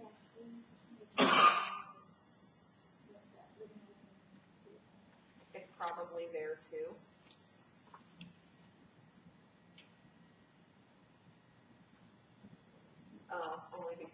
Only because there's that mention of energy.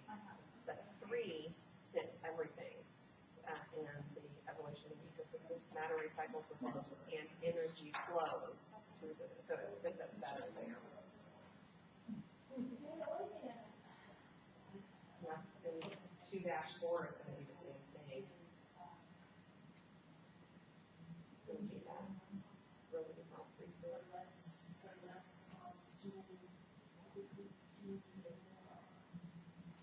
So it's 2-5.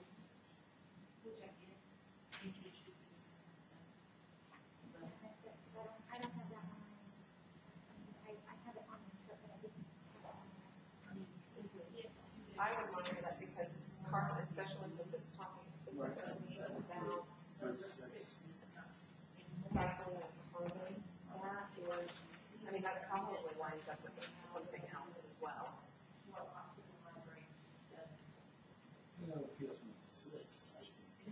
You said you didn't have it lined up with anything? I had it lined up with some like Missouri learning. That, it does match up with, evolution of ecology 3, because cellular, they're talking specifically about the carbon cycle, which is 3A. Just 3 in general. All 3. So we've got 3 of them that are covered that are the same.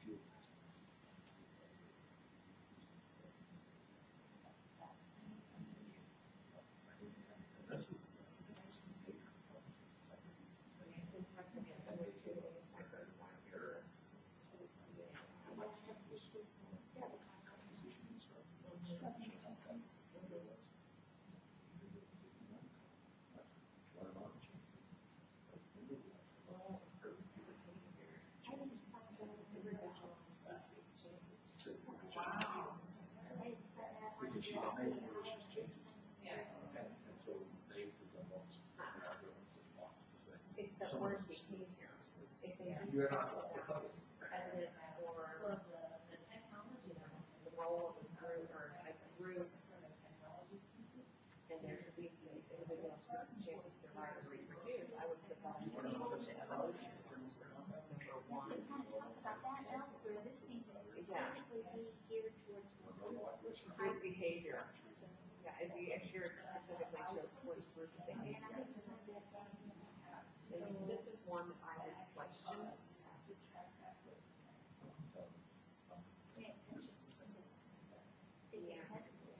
Walking, slowly, hurrying, cooperative behavior, such as. Yeah, they're so expensive. Like that's what the might just touch on. You know, some people look together and birds. Because, Some, yeah, but I don't, that's one that I would be like, I don't think that. I mean, it might be something they just touch on, but not necessarily something that needs to be. either of the other items. Yeah, I don't think that's something that would be, needs to be flexible, you know what I mean? And ultimately, we're putting people together that we're gonna. Okay, so that's, I got a question mark. Okay. All right. Heredity. And this one should be.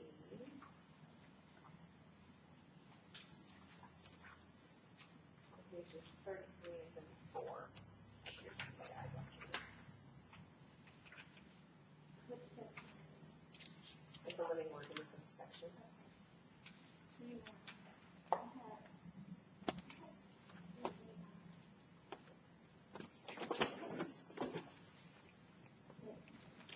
There's a But there's, you know, and there's more in the items. Right.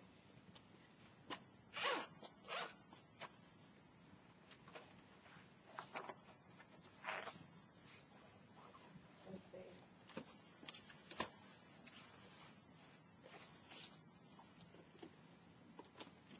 see.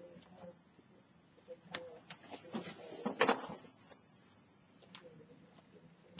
I know why I put it there. It wasn't because of performance expectation. I went down and looked under what your strategic report is. It went with it, and that is what ends up with that. Yeah, 3A. It's also down in number 4, because it talks about specifically about the parent has for parents to offspring. That's down in 4B.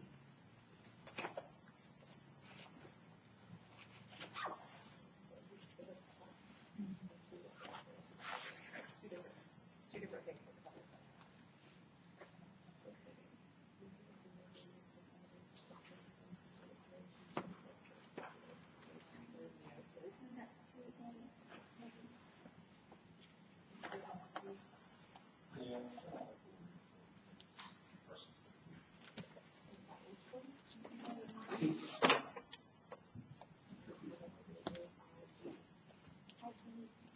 Oh, ID.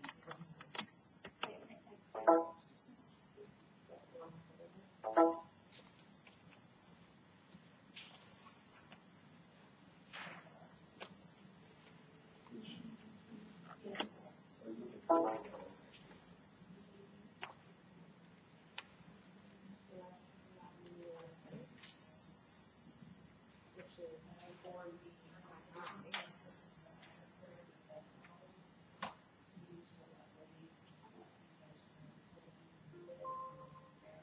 And 4B.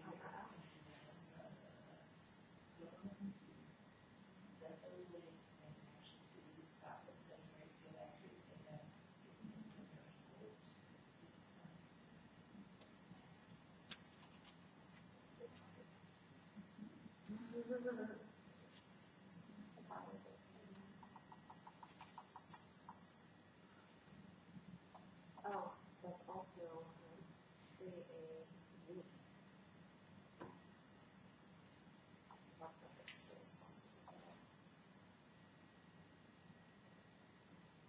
So there's 4 different things.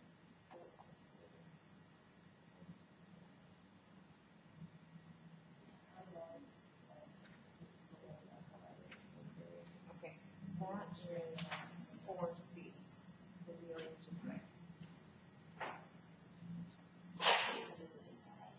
Specifically 4CIII.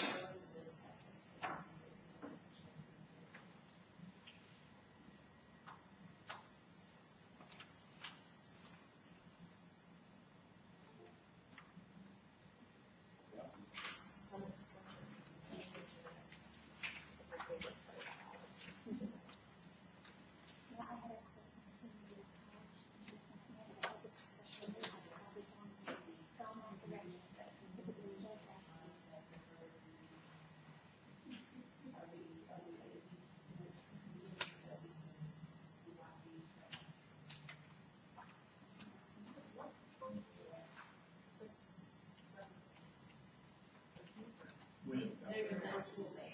We haven't done the. So that's 4-1, we have 1A, This is what. evolution and ecology.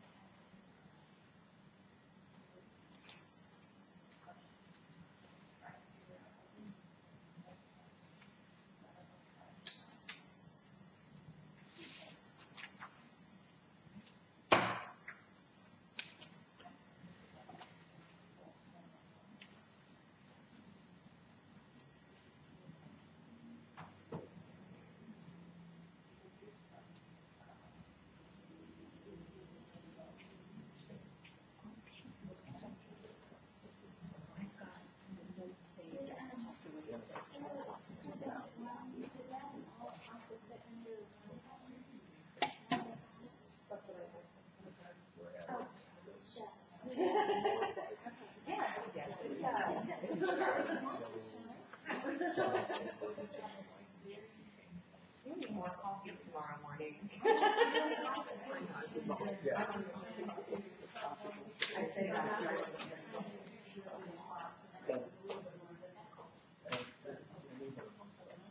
Some of these, in the IPC section, it got into where it seemed like it fit like those sections, and I couldn't line it up with this one, and so I didn't put it on there, because it seemed to be such a big concept. You're talking about 4-2? Well, just maybe just for, in general, I think it kind of.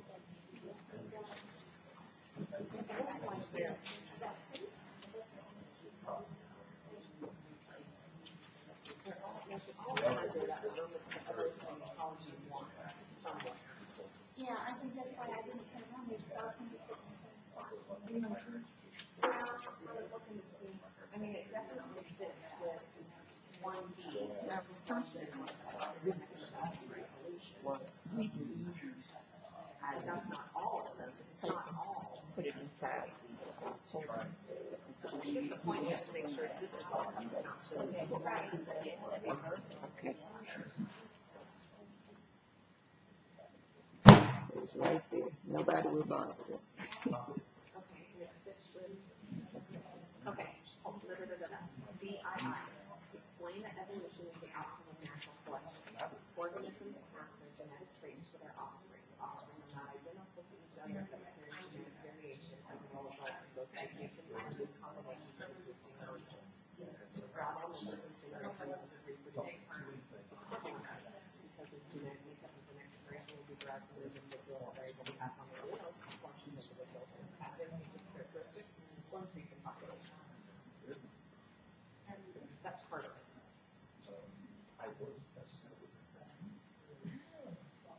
Okay, and then yeah, it's I think Three BII, I have one BII in the evolution and ecology. I also see it in one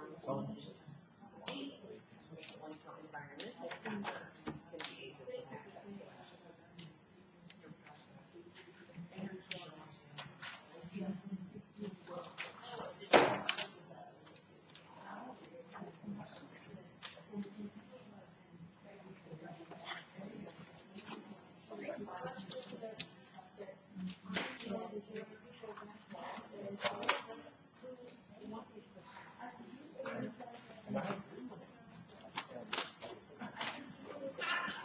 Because this says it's right.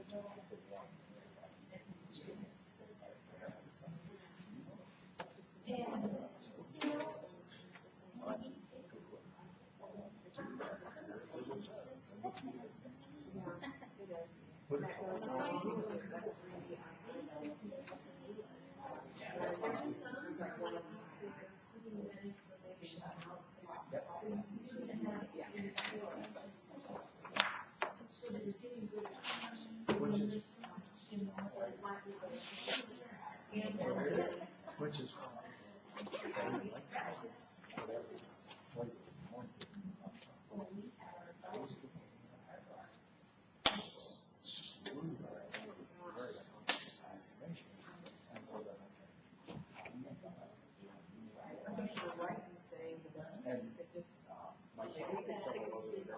chemistry.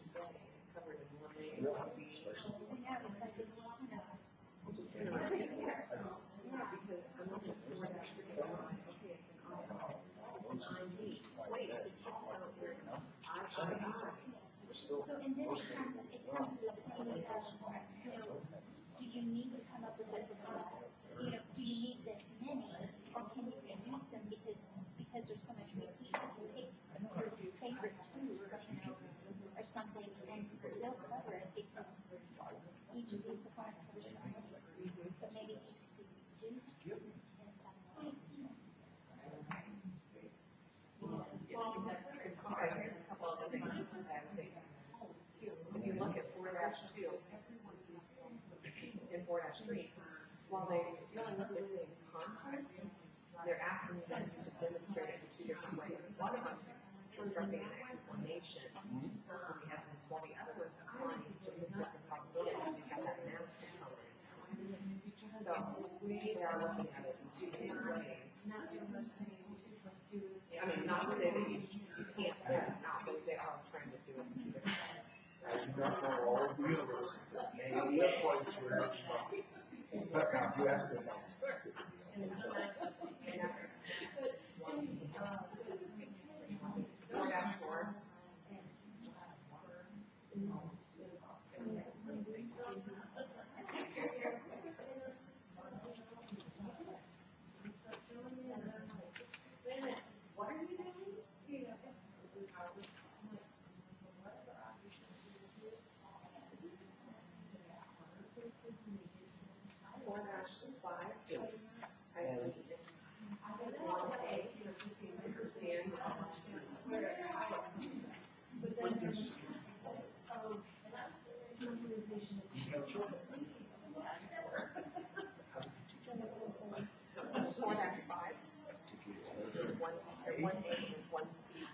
And this is what I tell my students.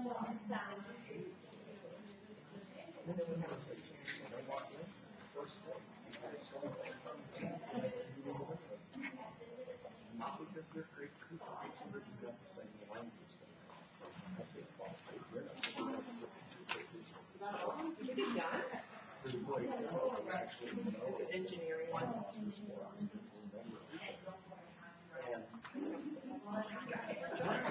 And that's what I told them. I have You are a great player. well, they do a job where All right.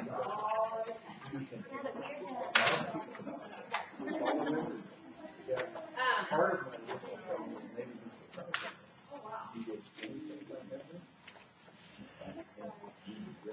Okay, before we pack out of here, I have put down that, because we have a supply request sheet, I put down that we'd like a projector for tomorrow. That way there's a couple of documents or one of the documents that Stephanie said we can't print out. One of the ones that we talked about was the NAP document. The crosswalk. The crosswalk.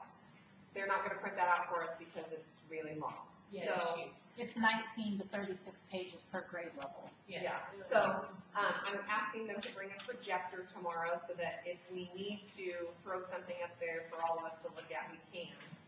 Are there probably some power strips too? Yeah. That would be nice. So we have enough electrons? Yeah, we need enough electrons. Oh, you scientists. Down here on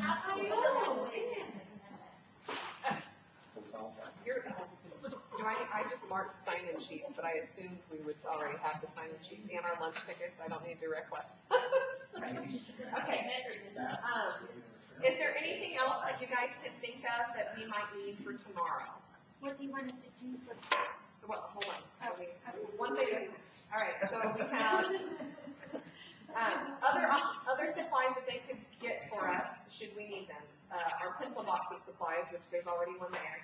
Name tags and name table tents, we've got that covered. Poster paper, computers, web cameras, clickers, speakers, lunch tickets, rolling cart. Lunch ticket would be nice. Yeah, I We'll think those are. set you up on that. Well, just in case I have to specify. Okay. I'm gonna go ahead and toss that out. One other thing I'd like to say, and, thank you, Troy, for bringing this up when we were at lunch. The sunshine, we have to be careful with the sunshine law. When Chris sent out our email, when we chose to reply all, then we convened a meeting electronically. So we have to be very careful that we don't do that, because anytime we convene a meeting, it has to be made public. And so by convening a meeting electronically, we hadn't made that public. So if you have something to say to the group or a question for people, you need to make sure that you only reply to sender. That way it's not technically a meeting. And what that can do is we can have, and correct me if I'm wrong, Troy, let me know if I speak out of turn. We can still save those emails and provide them as records if we need to, but technically then we haven't set a meeting. Did Chris not set the meeting when he sent it to everyone? But we No, didn't. that's just information being passed. Yeah, we didn't. I just don't know. Yeah, by convening a meeting, it needs to be available. His email was just saying, here's some information, boom. Okay, it was the reply. It was the reply all that made it a meeting. Thank you. Yeah, so we have to make sure that if there's something that needs to be brought up, if we're sending information out, just make sure if you have a response that you reply only to sender, and then that way we can bring that information back to us as a group when we are here in a public setting. Does that make sense? The problem is because, that was just a good thing that we have to, because before I get reply all, I'm like, no, I'm not doing anything, I'm just providing information. But the fact that the reply all is still with the convening meeting. Yeah. So we just need to make sure that if there's something that needs to be said to all of us, that we just reply to sender, and then we collect that information to bring back when we're actually at a public meeting like we're supposed to be. So. Where do we post so that it's, like, when we set up our own, meeting dates, what constitutes public notice for us? 24 hours. Where would we? Desi would Yes, probably. We could, we have the option of asking Desi to continue to be our recorder and everything, and then we don't ever have to set a new recorder. We can continue to ask them to be here for that. So what if Kim calls me, because we both live in St. Louis, and says, meet me for coffee and help me muddle through this? It's not a quorum. You guys can sit there and talk all you want. It's not a quorum. Once you Once you get a quorum, it becomes a public meeting. And that's what the reply all does, it creates a quorum. I love technology. Is there any way that we could create or use a public forum to communicate? The problem is you open it up for everybody.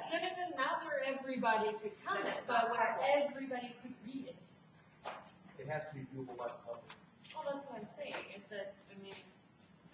available free things that where there's a link that somebody could go to and read all of the We were talking like, communications back. they just can't change it. They can't change it, they can't comment on it, but they Like a can. wiki page, Yeah, But we they were be thinking like able wiki to- pages With or specific something along editing those lines. rights. where only the people here in the group would have editing rights. to the Yeah. wiki page. But then the link could actually be even listed on Desi's website of if you want to know, communications between this work group. I think we're opening a can of worms. I think you're really, I don't know if there's been an interpretation for that. You're really looking at who's got oversight of it, that type of stuff. I think you're really, you're on that edge. I think you're better off probably just sticking with, if an email goes out, you can reply to the sender, don't reply to all. Or if you, the majority of us are doing stuff and looking at homes and, so there's nothing wrong with you getting on an email and sending a group email to us saying, hey, look what I found. And then we can all look at it. We just don't want to say, oh yeah, well, I found this, and do a group email and send it back out. And really. Somebody else can, the way Troy explained it to me, it's really weird that, so you send out a group email that says, hey, I found this, great. Later on, a few days later, I send out a group email that says, hey, I found this, and I send information out to you. It's just passing information, as long as we don't have that reply all. Well, when will we get a list of each other's contacts, so that if I wanna, because right now, the only way I can to contact everybody is to. I'm gonna send out an email. If I don't get to it tonight, I'll do it tomorrow. But it would be possible for us to work in our smaller groups, like if we assign tasks and say, okay, so then your smaller group could get together and work via electronic means. As long as it's not core. As long as it's not a forum and as long as What's we're a not quorum, making Jory? decisions. What we're asking. You're not making any decisions, you're just getting stuff together in order to present the group as a whole. Well, and really, in that 17 case, people on our list. we could create a Google Docs thing, put everybody on it, where everybody can just kind of start plugging in their own, we're not really. Sorry. Oh, look at the area. That's definitely. So you want us to have anything done by tomorrow, or I just? think tomorrow we're gonna start by looking at the living systems or life science and physical science things, just like we did the earth science. And then, after we get those done, then we'll need to decide. So, And you know more than just like what we did today, right? right, Just everybody, we can bring it up later if somebody goes, I've been really thinking about blank, and I think we need to blank, we can do that, but just get to the point where we all kind of agree with the way these are, at least at this point in time. And if there's an issue, we can highlight it to deal with in more depth later, so we're just looking for the things that stick out. and then from there, after we're done with that, then we can decide what we want to compare next. If we want to say, I think okay, that Massachusetts crosswalk would definitely